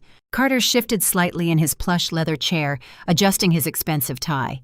He glanced nervously at the entryway of the alcove, perhaps realizing his mother was drawing unwanted public attention. "Keep your voice down, Mom," he muttered, but he made no actual move to stop her relentless verbal assault. He needed her to break me down completely so he could secure his stolen wealth. "I will not keep my voice down," Barbara retorted, her face flushing with indignant rage. She looked at me with pure, unadulterated venom. "You stole years from my son. You promised him a family, and instead you dragged him through years of expensive fertility treatments because your body is useless. And then when you realized you were an unfit, barren failure, you went out and cheated on him like a common alley cat. You could not even give him a legitimate heir. You had to pass off a bastard child as a member of this family." The sheer magnificent irony of her insult echoed in my mind. Barbara had absolutely no idea that her precious son was biologically sterile. She had no idea that he had legally signed the donor consent forms for the in vitro fertilization. Carter had fed her a fabricated narrative about my infidelity to hide his own medical reality and cover up his financial crimes. I watched out of the corner of my eye as Carter visibly flinched at the word barren. A muscle feathered in his jaw. He knew he was playing a highly dangerous game by letting his mother rant about genetics when his own medical files sitting in my possession proved his complete sterility. Still, I did not cry. The single calculated tear I had shed earlier had served its purpose. Now I engaged a different tactical protocol. I stopped shaking. I slowly pulled my hand back from the custody documents and folded my fingers together on the polished mahogany table. I lifted my head and looked directly at Barbara. I did not glare. I did not scowl. I simply stared at her with the cold, dead eyes of a military operative assessing a neutralized threat. My absolute silence was far more unnerving than any scream could ever be. I absorbed her vicious insults without a single flinch. The military stoicism I had honed over years of high-stakes operations radiated from my posture. I sat perfectly rigid, my breathing shallow and controlled. Barbara faltered. Her tirade ground to a halt as she met my unwavering gaze. She was a bully who operated by feeding on fear and distress. Faced with a woman who felt absolutely nothing but calculated resolve, her power simply evaporated. She leaned back in her chair, suddenly looking small and uncertain. Carter noticed the shift immediately.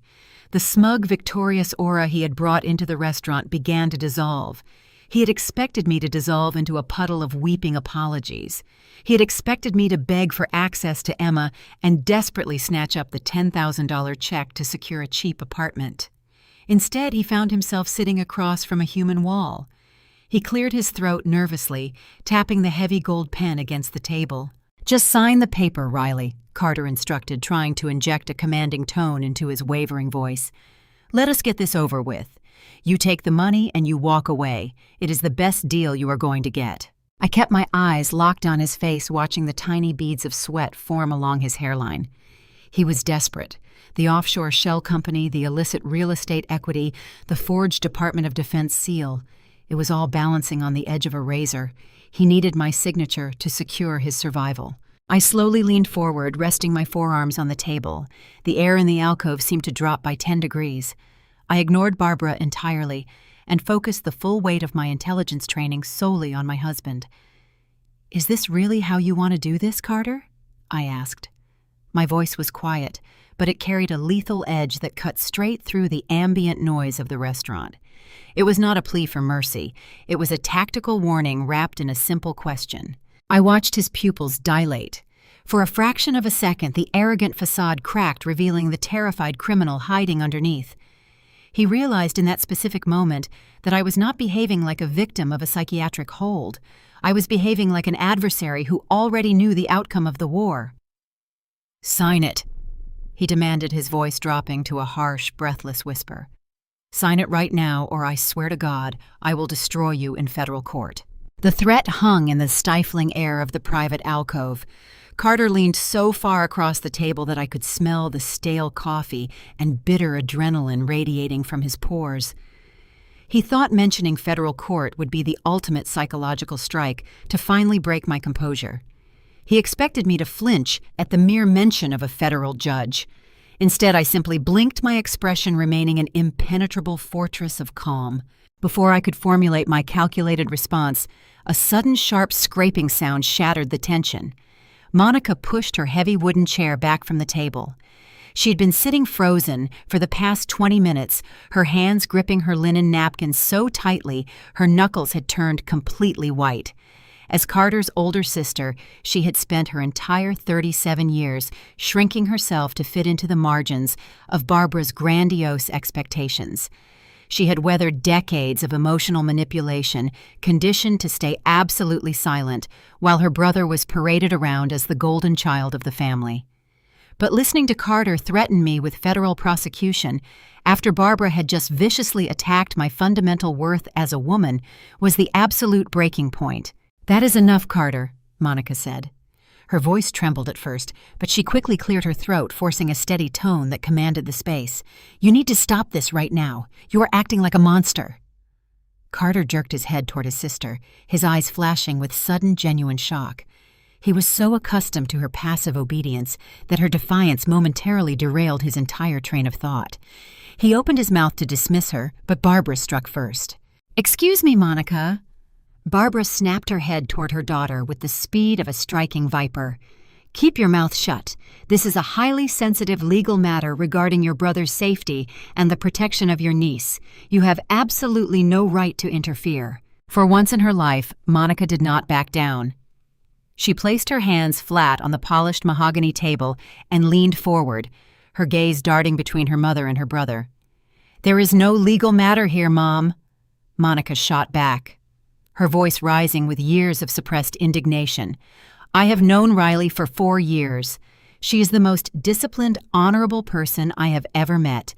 She has served this country and provided for this family, while Carter has done nothing but chase status and complain about his budget. And now you are sitting here ambushing her just hours after she was released from a psychiatric ward. You are trying to bribe a mother into abandoning her 1-year-old child for $10,000. It is completely repulsive." The private alcove descended into an icy, horrifying silence. The sheer magnitude of Monica's rebellion hung in the air like smoke after a gunshot. I watched the scene unfold with quiet tactical appreciation. Every tactical manual I had ever studied emphasized the importance of letting the enemy fracture their own command structure. Carter and Barbara were doing the heavy lifting for me, destroying their own ranks through sheer malice. I simply had to maintain my position and let their hubris run its natural course. Barbara's face twisted into a mask of pure, unadulterated narcissistic rage. The veneer of the concerned wealthy matriarch vanished entirely, revealing the vicious bigot hiding underneath. She slammed her perfectly manicured hand onto the table, making the crystal water glasses rattle violently. "How dare you speak to me about what is repulsive?" Barbara hissed, her voice dripping with absolute venom. "You lost the right to pass moral judgment on this family the day you decided to throw your life away. We gave you the best education money could buy. We introduced you to the finest eligible men in our social circle. And what did you do? You embarrassed us. You turned your back on your pedigree to marry some aggressive tax collector from the wrong side of the tracks." Barbara gestured wildly toward DeAndre, who was sitting quietly in the corner of the alcove nursing a club soda. He was the only African-American man in the entire fine dining establishment, but he wore his presence with the unshakable confidence of a federal agent who had faced down cartel bosses and corrupt politicians. He did not flinch at Barbara's blatant racist hostility. DeAndre knew this moment was coming, which was why he timed his intervention with such surgical precision. "You are the real disappointment of this family, Monica." Barbara continued relentlessly driving the knife as deep as she could. "You married a man who brings absolutely zero status or value to the table. DeAndre is nothing but a glorified accountant who harasses wealthy people for a living. You have humiliated me for the last time. If you want to side with this barren, unstable military wife, then you can pack your bags and consider yourself cut out of my life completely. Carter is my only priority now." Monica recoiled as if she had been physically struck.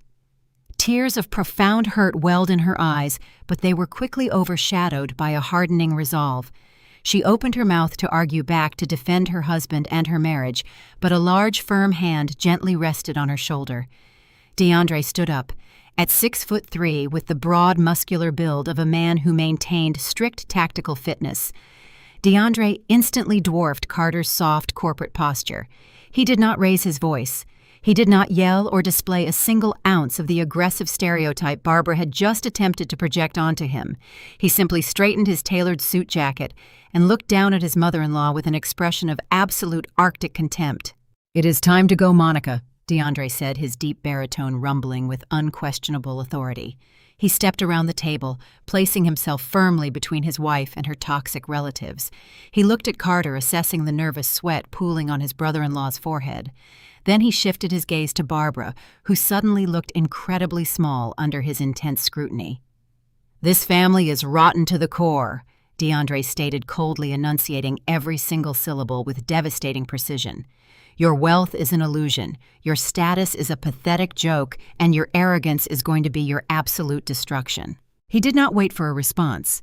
He did not give Barbara the opportunity to launch another verbal assault. He simply took Monica's hand and gently guided her away from the table. Monica did not look back. She kept her head held high, walking out of the private alcove and leaving the toxic wreckage of her childhood behind her forever. I watched them walk through the elegant restaurant until they disappeared through the front glass doors. DeAndre had played his part flawlessly, providing the ultimate distraction while simultaneously establishing his absolute disdain for their criminal enterprise. By removing Monica from the blast radius, he had officially cleared the battlefield. The air in the alcove was suffocatingly tense.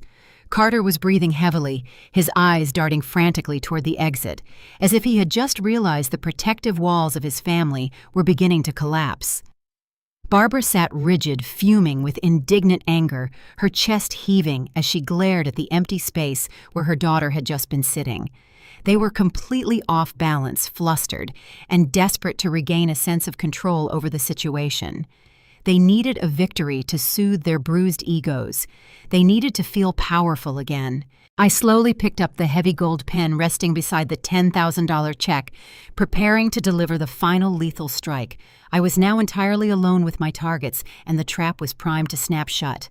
The heavy gold pen felt ice cold against my skin. I let my fingers tremble visibly against the polished mahogany table, holding the expensive writing instrument just an inch above the signature line of the custody relinquishment forms. I could feel Carter holding his breath. His eyes tracked the microscopic shake of my hand, his overwhelming greed completely overriding his situational awareness. Beside him, Barbara was still muttering angrily about Monica walking out furiously adjusting her diamond necklace to soothe her deeply bruised ego. I lowered the pen until the nib hovered a millimeter above the crisp paper. Then I stopped. I released a shaky, uneven breath and deliberately pulled my hand back. Carter slapped his palm against his thigh in sheer frustration. "What is the problem now, Riley?" he demanded, his voice tight with barely suppressed panic. "We had a deal. You take the $10,000, you sign the papers, and you disappear. Do not try to renegotiate the payout. I am not giving you a single dime more." I shook my head slowly, keeping my eyes wide and fearful. I let my shoulders slump even further forward, shrinking into the oversized collar of my drab olive coat. I pushed the cashier's check back toward him, ensuring the paper slid smoothly across the wood. "I do not want your money, Carter," I whispered carefully, modulating my tone to convey absolute defeat. "I will sign the custody papers. I will give you the house, the physical guardianship, the administrative control over Emma's trust fund. I will walk away completely and never contest your authority.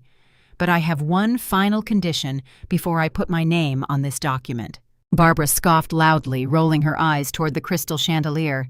"You are in absolute no position to make demands. Sign the papers or we call the police right now and have you arrested for violating your restraining order." "Let her speak." Mother Carter snapped, his desperate impatience leaking through his authoritative facade. He looked back at me, his jaw clenching. "What is your condition?" I reached into the deep pocket of my coat. My fingers brushed against the crisp single sheet of paper I had printed at the motel earlier that day.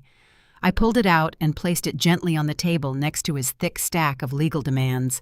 My commanding officer suspended my security clearance pending a formal investigation into the psychiatric hold. I lied flawlessly, my voice cracking at precisely the right moment. My military career is essentially over. If I'm going to walk away from my daughter forever, I need closure. I need you to swear in writing that the military medical records you submitted to the local police are 100% authentic. If I sign my rights away today, I need to know you did not frame me." Carter stared at the single sheet of paper I had presented. It was the standard legally binding affidavit of authenticity. The text simply required the signatory to swear under penalty of perjury that the attached Department of Defense medical evaluation was obtained through legitimate spousal access channels and was a true, unaltered federal document. Barbara let out a harsh, mocking laugh. "You are completely paranoid. Of course the records are real. The state judge accepted them, did he not? Why on earth would my son sign a redundant piece of paper just to soothe your delusional mental state? Because I will not sign away my child unless he does," I stated, locking my tear-filled eyes on Carter. "I am giving you everything you asked for. I am surrendering completely. I just need to know my mind is truly as broken as those papers claim. I need you to verify them." Carter hesitated. A flicker of genuine caution crossed his face. He was a corporate financial manager who understood the inherent danger of signing legal affidavits outside of his own lawyer's office.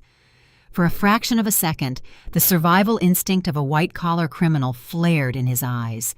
He knew those records were forged. He knew signing a sworn statement validating a counterfeit Department of Defense seal was incredibly dangerous. But Carter was also severely leveraged.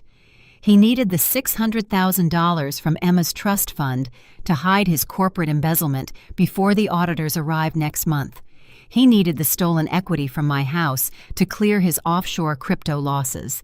And standing between him and absolute financial salvation was my signature on his relinquishment forms. "Just sign the stupid paper, Carter," Barbara hissed, entirely oblivious to the severe federal implications of the document. Her impatience was proving to be my greatest tactical asset. "She is clearly grasping at straws to protect her fragile ego. Humor her delusion so we can take the custody agreement to the judge tomorrow and be done with this total nightmare forever." Carter looked at the $10,000 check, then at the blank signature line on the custody papers. The unfathomable greed completely overwhelmed his caution. He snatched the heavy gold pen from my trembling hand. He leaned over the table, brought the pen to the affidavit, and scrawled his signature across the bottom line. He dated it perfectly. He pushed the signed affidavit back toward me, his lips curling into a smug, victorious sneer. "There," he said, his voice dripping with arrogance. "The records are completely authentic. You are exactly as violent and unstable as the military documented. Now honor our deal. Sign the custody papers." I took the pen from his hand. I did not hesitate. I did not shake. I smoothly and decisively signed my name on the relinquishment documents, granting him everything he demanded. I stood up from the heavy wooden chair. I reached down and picked up the affidavit, carefully folding it and placing it securely into the inner pocket of my coat. I left the $10,000 check sitting on the mahogany table. "I will see you in court on Friday, Carter," I said quietly. "You will not be in court on Friday," Barbara snapped triumphantly. "You signed away your right to contest the hearing. You are a ghost to this family now." I did not respond. I simply turned and walked away. I navigated the elegant dining room of Le Bouclier, moving past the murmuring wealthy patrons. The host watched me exit, clearly relieved to see the disheveled woman leaving his pristine establishment. I pushed through the heavy glass doors and stepped out into the freezing city night. The frigid air hit my face sharp and bracing. The instant the doors closed behind me, my entire physical demeanor transformed. The slumped shoulders vanished. The trembling ceased entirely. I pulled my shoulders back, snapping into perfect military posture. My stride became measured, authoritative, and lethal. Carter had just handed me a signed, dated confession to a federal crime. He had formally sworn under oath to the authenticity of a forged Department of Defense seal and a counterfeit general's signature. He had locked himself inside a federal trap with absolutely no avenue of escape. The bait had been taken. The snare was pulled tight. It was time to execute the final strike. Friday morning dawned clear. The imposing marble columns of the family courthouse cast heavy shadows across the polished floors. I arrived 45 minutes before the scheduled hearing. I discarded the oversized coat from the restaurant, wearing a perfectly tailored charcoal suit mirroring my military dress uniform. My hair was pulled into a tight regulation bun. My shoes were polished to a mirror shine. I rode the elevator to the 4th floor, my expression locked into an unreadable mask of tactical readiness. I entered courtroom 4B and took my seat at the plaintiff's table. I sat completely alone. There was no civilian defense attorney whispering frantic advice into my ear. There were no stacks of messy legal pads. I placed a single, perfectly aligned manila folder on the table in front of me. I folded my hands together and rested them on the wood, adjusting my posture until my spine was immaculately straight. I focused on slowing my heart rate to a steady beat. I was not a terrified mother begging for mercy. I was an operative, waiting in a sniper hide, watching the kill zone and waiting for the enemy target to walk directly into the crosshairs. The heavy oak doors at the back of the courtroom swung open. Carter made his grand entrance, ensuring every eye in the room turned to watch his victory lap. He wore a bespoke suit with a crimson silk tie, completely discarding the exhausted father act he had utilized during the extraction. He walked with a swaggering cadence, his chest puffed out like a corporate conqueror. Clinging to his right arm was his mistress. She wore a designer cream dress, clutching a luxury handbag, undoubtedly purchased with funds stolen from our savings. She scanned the courtroom with a smirk of profound entitlement, acting as if she had already moved into my house and assumed my entire life. Right behind them marched Barbara. She had treated this legal proceeding like a red carpet gala. She was draped in a dark velvet dress, her neck and wrists dripping with heavy diamond jewelry that sparkled obnoxiously under the fluorescent courtroom lights. She had clearly invited several of her country club associates to fill the gallery, ensuring she had a captive audience to witness her ultimate triumph. She strutted down the center aisle, leaning over the wooden pews to whisper loudly to her friends. The acoustics of the high-ceilinged room amplified her voice perfectly, ensuring I heard every single venomous word without having to strain my ears. I finally saved my precious granddaughter from that violent psychopath, Barbara announced, her voice dripping with venomous theatricality. "It has been an absolute nightmare living in fear of what that unstable military woman might do. But Carter was so brave. He stepped up and took control. By this afternoon, we will have full legal custody, and that deranged woman will be locked away in a ward where she belongs." Her friends gasped and murmured their sympathetic agreements, casting fearful, disgusted glances in my direction. I did not turn around to look at them. I did not flinch, and I did not acknowledge the blatant defamation. I kept my eyes locked dead ahead on the empty judge's bench. Carter and his entourage settled into the defendant's table. He leaned back in his chair, casually draping his arm over the back of his mistress's seat. He looked across the aisle at me, taking in my solitary presence and my lack of legal counsel. A massive, victorious grin split his face. He actually believed my silence was a manifestation of total defeat. He believed that the custody relinquishment forms I had signed at the restaurant had completely neutralized my ability to fight back. He had no concept of the invisible federal crosshairs currently painting his chest. The bailiff stepped forward and announced the arrival of Judge Alvarez. The courtroom fell silent as the magistrate took his seat at the elevated bench. Judge Alvarez was a no-nonsense adjudicator, known for clearing his docket with brutal efficiency. He adjusted his reading glasses and opened the thick case file resting on his desk. He looked down at the documents, his brow furrowing slightly, as he reviewed the emergency psychiatric hold, the forged military records, and the newly signed custody relinquishment agreement Carter's attorney had eagerly submitted into the official record that very morning. "I see we are here to finalize the emergency custody transfer and the accompanying asset distribution." Judge Alvarez stated, his voice echoing loudly through the microphone. "Mr. Hayes, your legal counsel has submitted a voluntary relinquishment of parental rights signed by the plaintiff alongside a sworn affidavit from you verifying the authenticity of the military psychiatric evaluations." Carter stood up, buttoning his bespoke suit jacket with a practiced, solemn expression.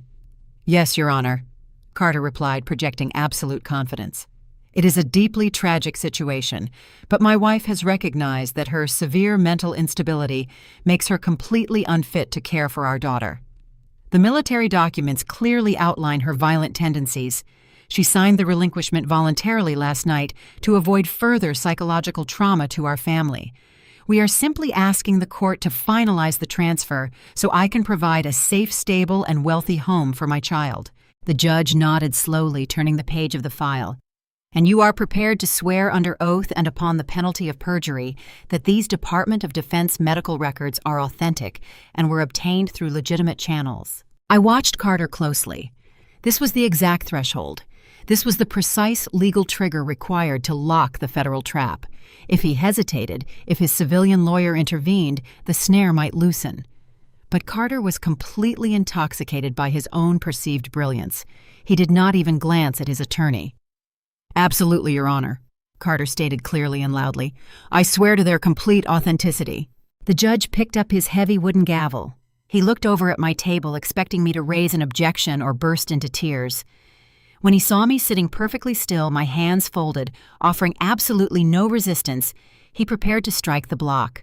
He prepared to grant Carter full legal custody of Emma, absolute control over her $600,000 trust fund, and total ownership of my home. Carter shot me one final, devastatingly arrogant smirk.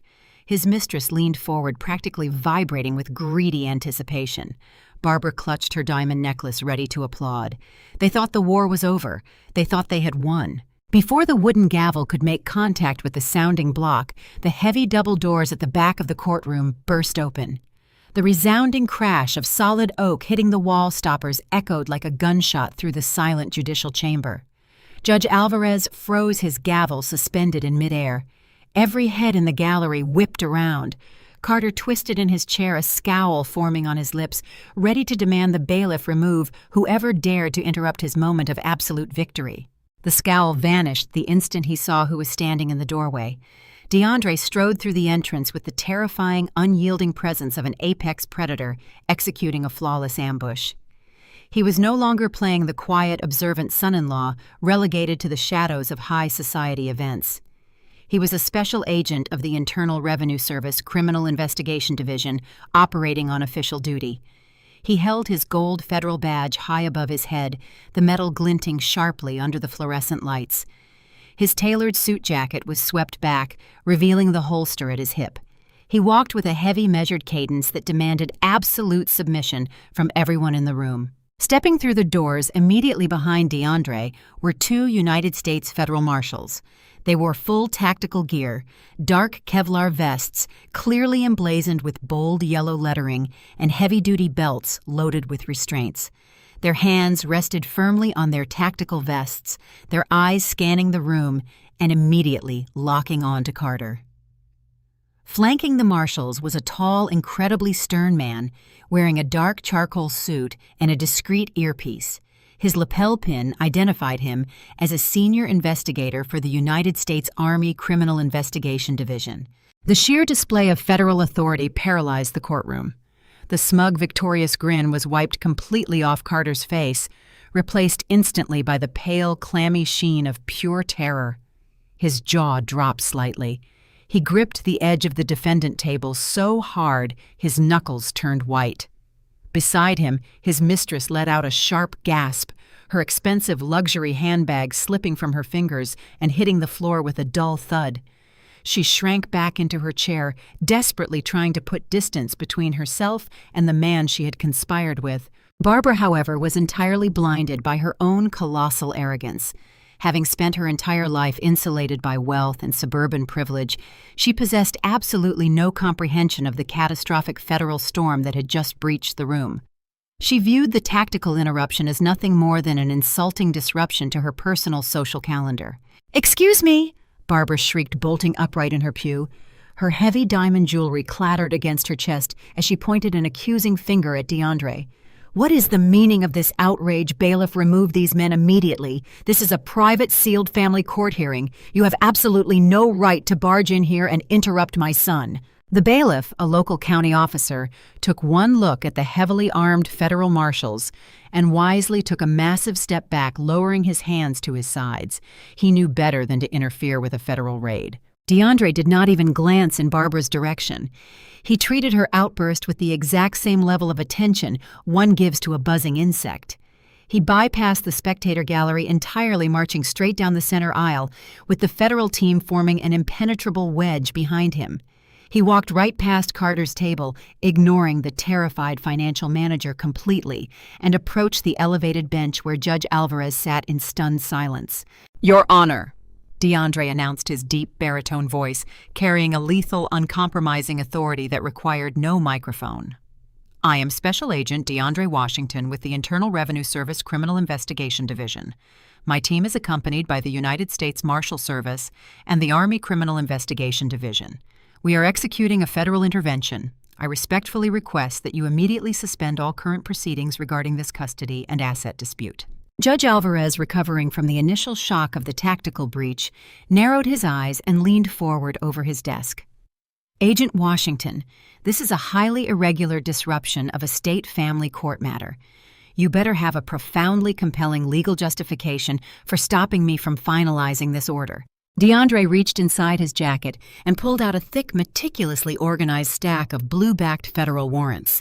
He slapped the heavy documents directly onto the wooden surface of the judge's bench.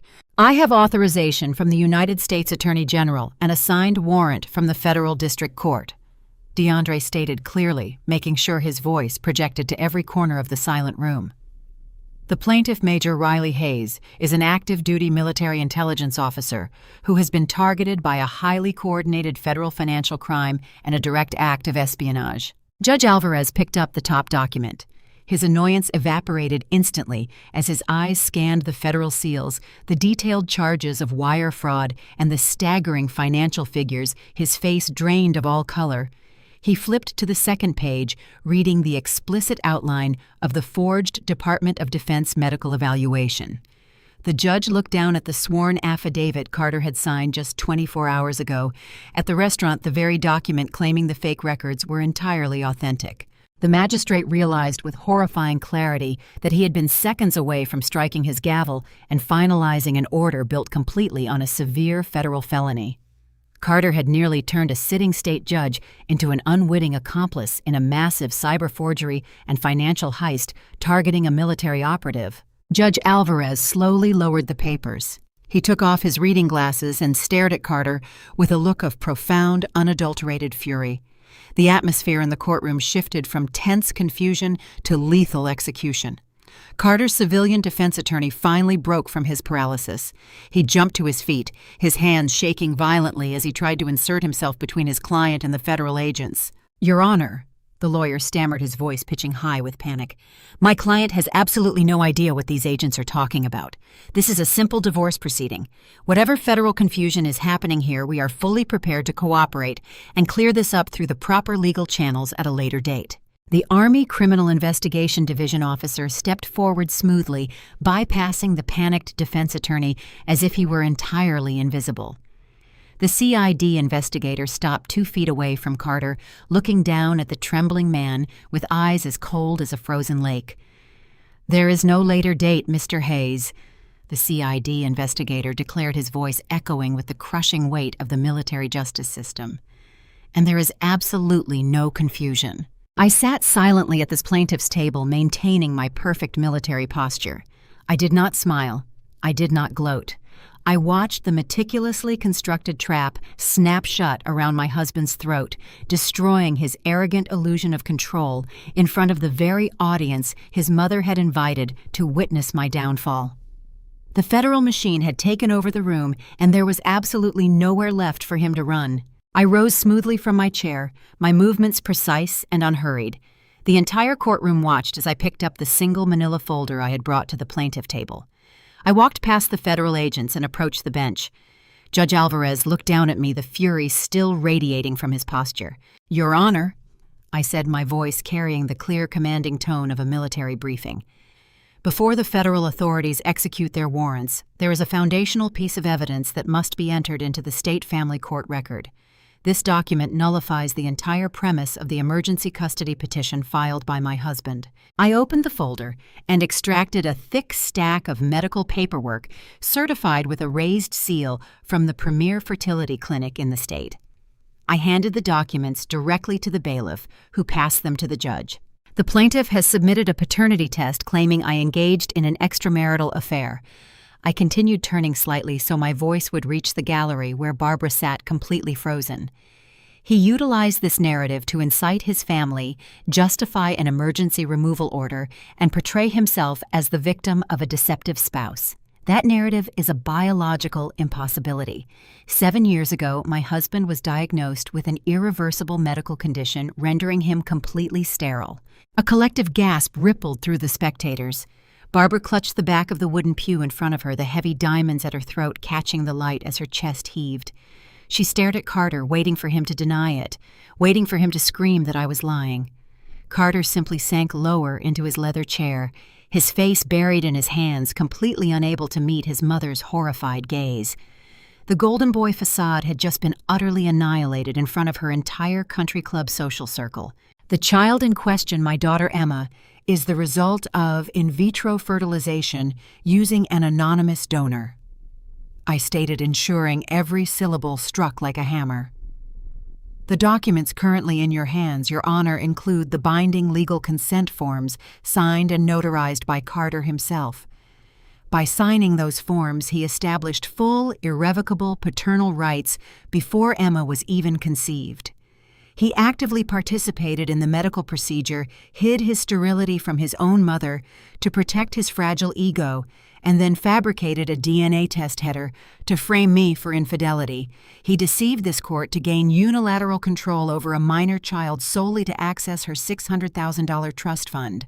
Judge Alvarez scrutinized the medical records, his eyes tracing Carter's signature on the clinic forms. He looked up, his jaw set so tightly the muscles twitched. "Mr. Hayes," the judge said, his voice deadly quiet, "you deliberately submitted fraudulent paternity claims to this court to bypass standard asset division protocols. You attempted to use the judicial system to steal a protected trust fund while smearing the mother of your child." Carter's defense attorney backed away from his own client, holding his hands up in a gesture of complete surrender. He wanted absolutely no part in the massive perjury snare his client had just constructed. But the state-level perjury was only the beginning. The Army Criminal Investigation Division officer stepped forward, closing the distance between himself and Carter. The heavy tactical boots thudded against the hardwood floor. "Carter Hayes," the CID investigator announced, his voice booming with uncompromising federal authority. "You are hereby under arrest. You are being charged under the Espionage and Infiltration Act for the deliberate forgery of a Department of Defense seal and the unauthorized fabrication of classified military medical records." Carter shook his head frantically, his voice breaking into a pathetic, high-pitched whine. "It was just a custody dispute. I just wanted my daughter. I did not mean to threaten the military." "You forged the signature of Lieutenant General Thomas Mitchell," the CID investigator barked, stepping so close to Carter that the financial manager pressed his back against the table. "You submitted counterfeit federal intelligence documents into a public judicial record to unlawfully detain an active-duty cyber intelligence officer. You weaponized local law enforcement to compromise the operational readiness of the United States Armed Forces. The Department of Defense does not view that as a domestic dispute. We view that as a targeted assault on national security." The two United States federal marshals moved in simultaneously. They grabbed Carter by the arms, yanking him out of his plush leather chair with brutal, practiced efficiency. Carter yelped as they spun him around, slamming his chest against the defendant table. The sharp, metallic, ratcheting sound of heavy-duty federal handcuffs locking tightly around his wrists echoed through the high-ceilinged courtroom. Carter's mistress let out a terrified scream, scrambling backward until she hit the wooden railing separating the well from the gallery. She looked at the marshals with wild, panicked eyes, realizing the wealthy lifestyle she had been promised was evaporating into a guaranteed prison sentence. Barbara stumbled out of her pew, her perfectly styled hair falling into her face. "Carter!" she shrieked, reaching her hands out toward the federal agents. "You cannot take him. He is a respected financial manager. Do you have any idea who our family is? We will sue this entire city." The CID investigator turned his cold gaze toward Barbara. "Ma'am, if you interfere with a federal apprehension, you will be placed in restraints and transported alongside him. I highly recommend you sit down and remain silent." Barbara collapsed back into the wooden bench, her hands covering her mouth in sheer terror.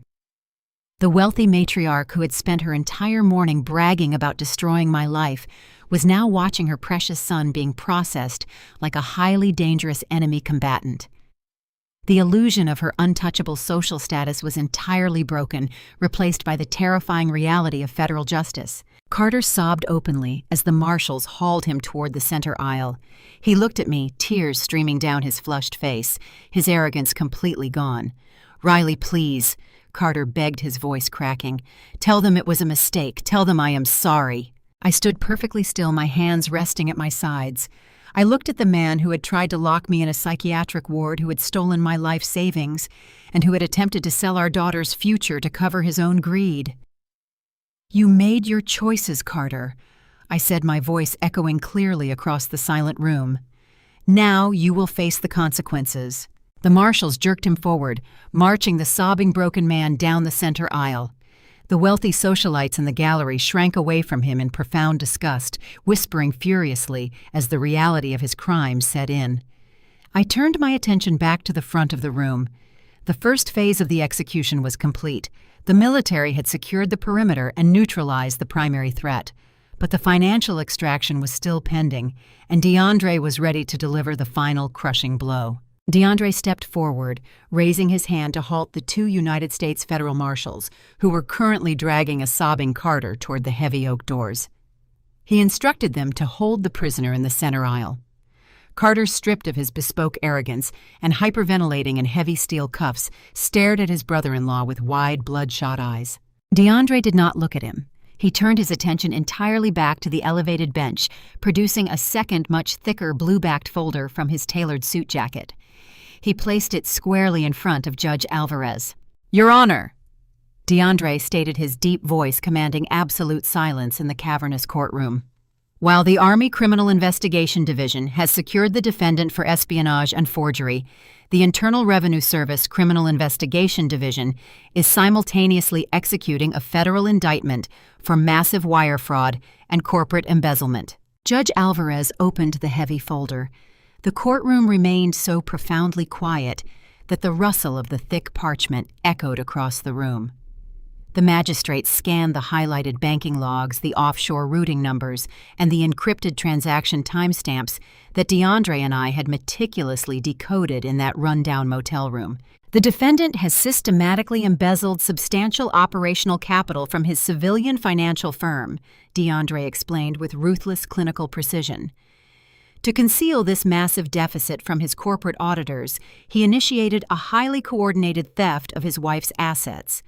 Exactly 48 hours ago, while Major Hayes was airborne on a military flight, the defendant unlawfully wired $200,000 from their joint marital accounts across state lines. He utilized a cryptocurrency tumbler to launder the stolen capital before routing it into a fraudulent shell company registered in Delaware. Furthermore, he utilized a forged power of attorney to extract an additional $400,000 in illicit equity from the plaintiff's primary residence. Carter squeezed his eyes shut, his knees buckling slightly. One of the marshals gripped his bicep, hauling him roughly back to a standing position. His financial crimes were being laid bare in the permanent judicial record, stripping away any possible defense his expensive lawyers could ever attempt to mount. But his ultimate objective was the minor child's $600,000 irrevocable trust fund. DeAndre continued gesturing toward the custody relinquishment forms sitting abandoned on the defendant table. He manufactured the fraudulent psychiatric emergency and the fabricated paternity claims to bypass the standard marital asset division. He intended to secure unilateral legal guardianship today, which would have granted him immediate administrative control over the child's protected assets. He planned to drain his own daughter's future to cover his catastrophic corporate theft. Judge Alvarez looked up from the comprehensive financial dossier. His expression shifted from judicial outrage to absolute disgust. He stared down at Carter with the cold, unyielding judgment of a magistrate who had just been weaponized by a desperate criminal. "You are hereby formally served with federal indictments for interstate wire fraud, money laundering, and grand larceny," DeAndre announced, stepping directly in front of Carter. "The Internal Revenue Service has officially frozen every single financial account, property deed, and equity holding attached to your name. You are entirely bankrupt, Carter. You do not have a single dime left to pay for a defense attorney." The mistress, who had been cowering against the wooden railing, suddenly made a desperate dash for the courtroom exit. She did not even make it 3 steps. DeAndre snapped his fingers, and 2 local bailiffs immediately blocked her path, their hands resting firmly on their duty belts. "Do not attempt to leave the perimeter," DeAndre ordered, turning his sharp gaze toward the trembling woman in the designer cream dress. "You are the sole registered agent of the Delaware Shell Company that received the stolen $200,000. You knowingly conspired to launder embezzled funds across international borders. The United States government considers you a primary accomplice to federal wire fraud. You are under arrest." The bailiffs grabbed her arms, securing her wrists in zip ties as she burst into hysterical, mascara-stained tears. She screamed at Carter, cursing him for dragging her into a federal indictment, completely shattering the illusion of their glamorous high society romance. With the primary targets neutralized and secured, DeAndre slowly turned his attention to the spectator gallery. He walked toward the polished wooden benches, his eyes locking onto his mother-in-law. Barbara sat rigidly in her pew, her face an ashen mask of pure horror. Her country club friends had physically recoiled from her, pressing themselves against the far walls of the courtroom to avoid any association with the spectacular criminal collapse unfolding before them. "Barbara," DeAndre said, his tone devoid of any familial warmth. He stood at the edge of the gallery, looking down at the woman who had spent the last 5 years relentlessly mocking his background and his career. "Did you genuinely believe your son could fund your extravagant lifestyle on a basic corporate salary while his firm was actively hemorrhaging capital?" Barbara swallowed hard, her heavily ringed fingers gripping her diamond necklace. "I have absolutely no idea what you are talking about, DeAndre." She stammered, her voice high and breathless. "I am a victim here. Carter lied to me. He told me Riley was violent. He told me Emma was not his biological child. I am just a concerned grandmother trying to protect my family." DeAndre pulled a single piece of paper from his jacket pocket and held it up. It was a printed bank statement. Ignorance is not a valid legal defense against federal money laundering, DeAndre stated coldly, especially when the financial logs show that you gladly accepted a $50,000 wire transfer directly from your son's illicit Delaware shell company just 3 days ago. Barbara gasped loudly, her hand flying to her mouth. "That was a gift!" she cried defensively, looking frantically at her wealthy friends for support. "Carter told me it was an early birthday present. He said he had closed a highly lucrative real estate deal. I had absolutely no idea the money was stolen. I am completely innocent." "You used stolen funds to pay for your country club membership renewals, your luxury vehicle leases, and your recent cosmetic procedures," DeAndre countered with ruthless factual accuracy. "You accepted $50,000 from a fraudulent corporate entity that was actively washing money stolen from a deployed military officer. The Internal Revenue Service does not care about your birthday presents, Barbara. We care about asset forfeiture." The wealthy matriarch began to hyperventilate, her chest heaving as the catastrophic reality of her situation finally breached her arrogance. She looked at DeAndre with wide, terrified eyes, realizing the man she had constantly belittled was now holding the absolute power over her entire existence. "Because you received and utilized illicit capital tied to a federal embezzlement investigation," DeAndre announced, his voice ringing with absolute finality. "I have officially signed a federal seizure warrant. The Internal Revenue Service is currently freezing all of your personal checking accounts, your investment portfolios, and your retirement funds. We are placing a federal lien on your primary residence pending a comprehensive money laundering investigation. Effective immediately, you have zero access to your wealth." Barbara stared at him, her mouth opening and closing without producing a single sound. The devastating realization that she had lost her mansion, her social status, and her entire fortune in a matter of seconds completely overloaded her system. Her eyes rolled back into her head, her knees buckled instantly, and she collapsed into the wooden pew, fainting dead away in the middle of the gallery. Her country club associates shrieked and scattered, refusing to even catch her as she fell. DeAndre looked down at her unconscious form with absolute unfiltered disdain. He turned back to the federal agents, giving them a single sharp nod. The execution was completely finished. The financial annihilation was absolute. 6 months passed since the heavy oak doors of the family courthouse slammed shut, trapping Carter inside his own perfectly constructed snare. The federal justice system moves with a terrifying mechanical efficiency when dealing with corporate embezzlement and espionage charges. Carter did not secure a high-priced defense attorney to save him from his spectacular downfall. His assets remained permanently frozen, leaving him at the absolute mercy of an overworked public defender who took one look at the mountain of undeniable digital evidence and advised an immediate guilty plea. Carter is currently serving a mandatory 10-year sentence in a maximum security federal penitentiary. The presiding judge denied him any possibility of parole, citing his egregious weaponization of state and federal institutions to execute his financial crimes. Carter now spends his days confined to a bleak, windowless concrete cell. He has been entirely stripped of his bespoke suits, his expensive gold watches, and his arrogant delusions of grandeur. He is surrounded by hardened inmates who do not care about his former corporate status or his inflated ego. He has plenty of time to sit in the deafening silence of his cell and realize that his massive hubris was the sole architect of his complete destruction.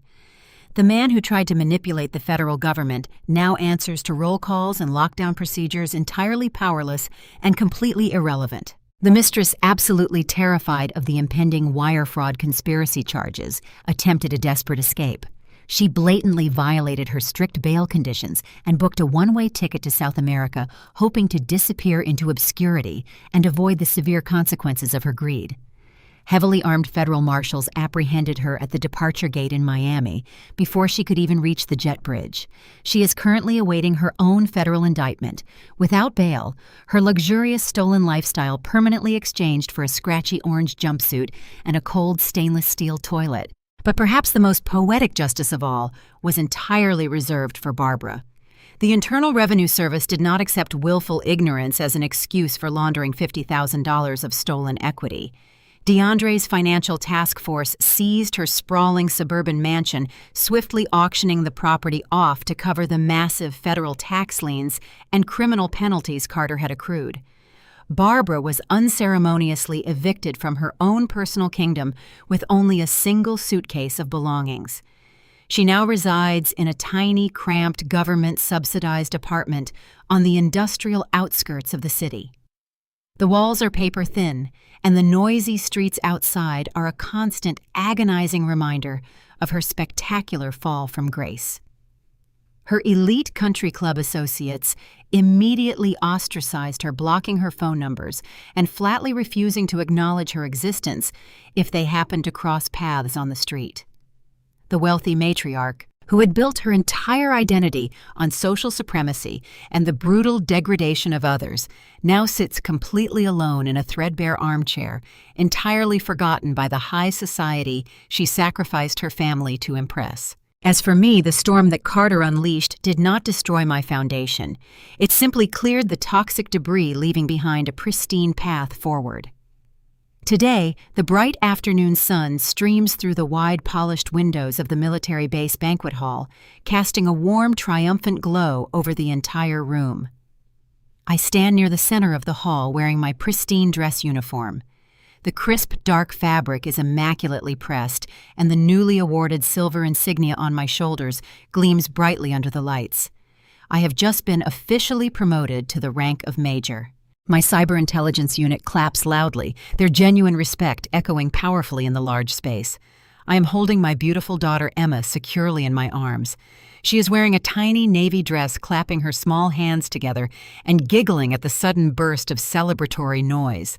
She reaches out to touch the shiny metals pinned to my chest, completely safe, entirely secure, and utterly loved. Standing directly to my right are DeAndre and Monica.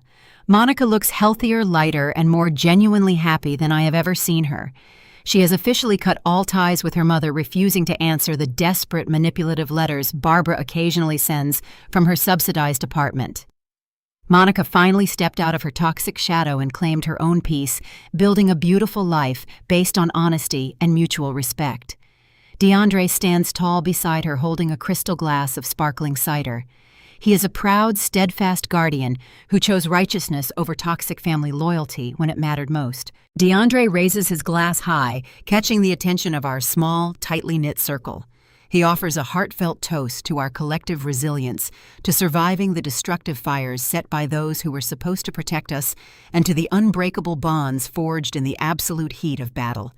We clink our glasses together, the sound clear and ringing with absolute victory against the quiet murmur of the banquet hall. I look at Monica and DeAndre, the incredibly brave people who stepped out of the shadows and risked their own peace to pull me from the wreckage.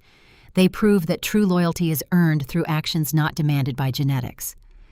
I look at my wonderful daughter, whose future is completely secure and full of bright possibilities. Family isn't blood. I say, my voice perfectly steady and echoing with the unyielding truth of my journey. It's the people who stand by you at the bottom of the abyss and hand you a sword to climb back up. Have you ever had to fight a war against the people who were supposed to be your family? Tell me your story in the comments below. Hit that like button and subscribe for more stories of surviving the impossible. Until next time, stay strong.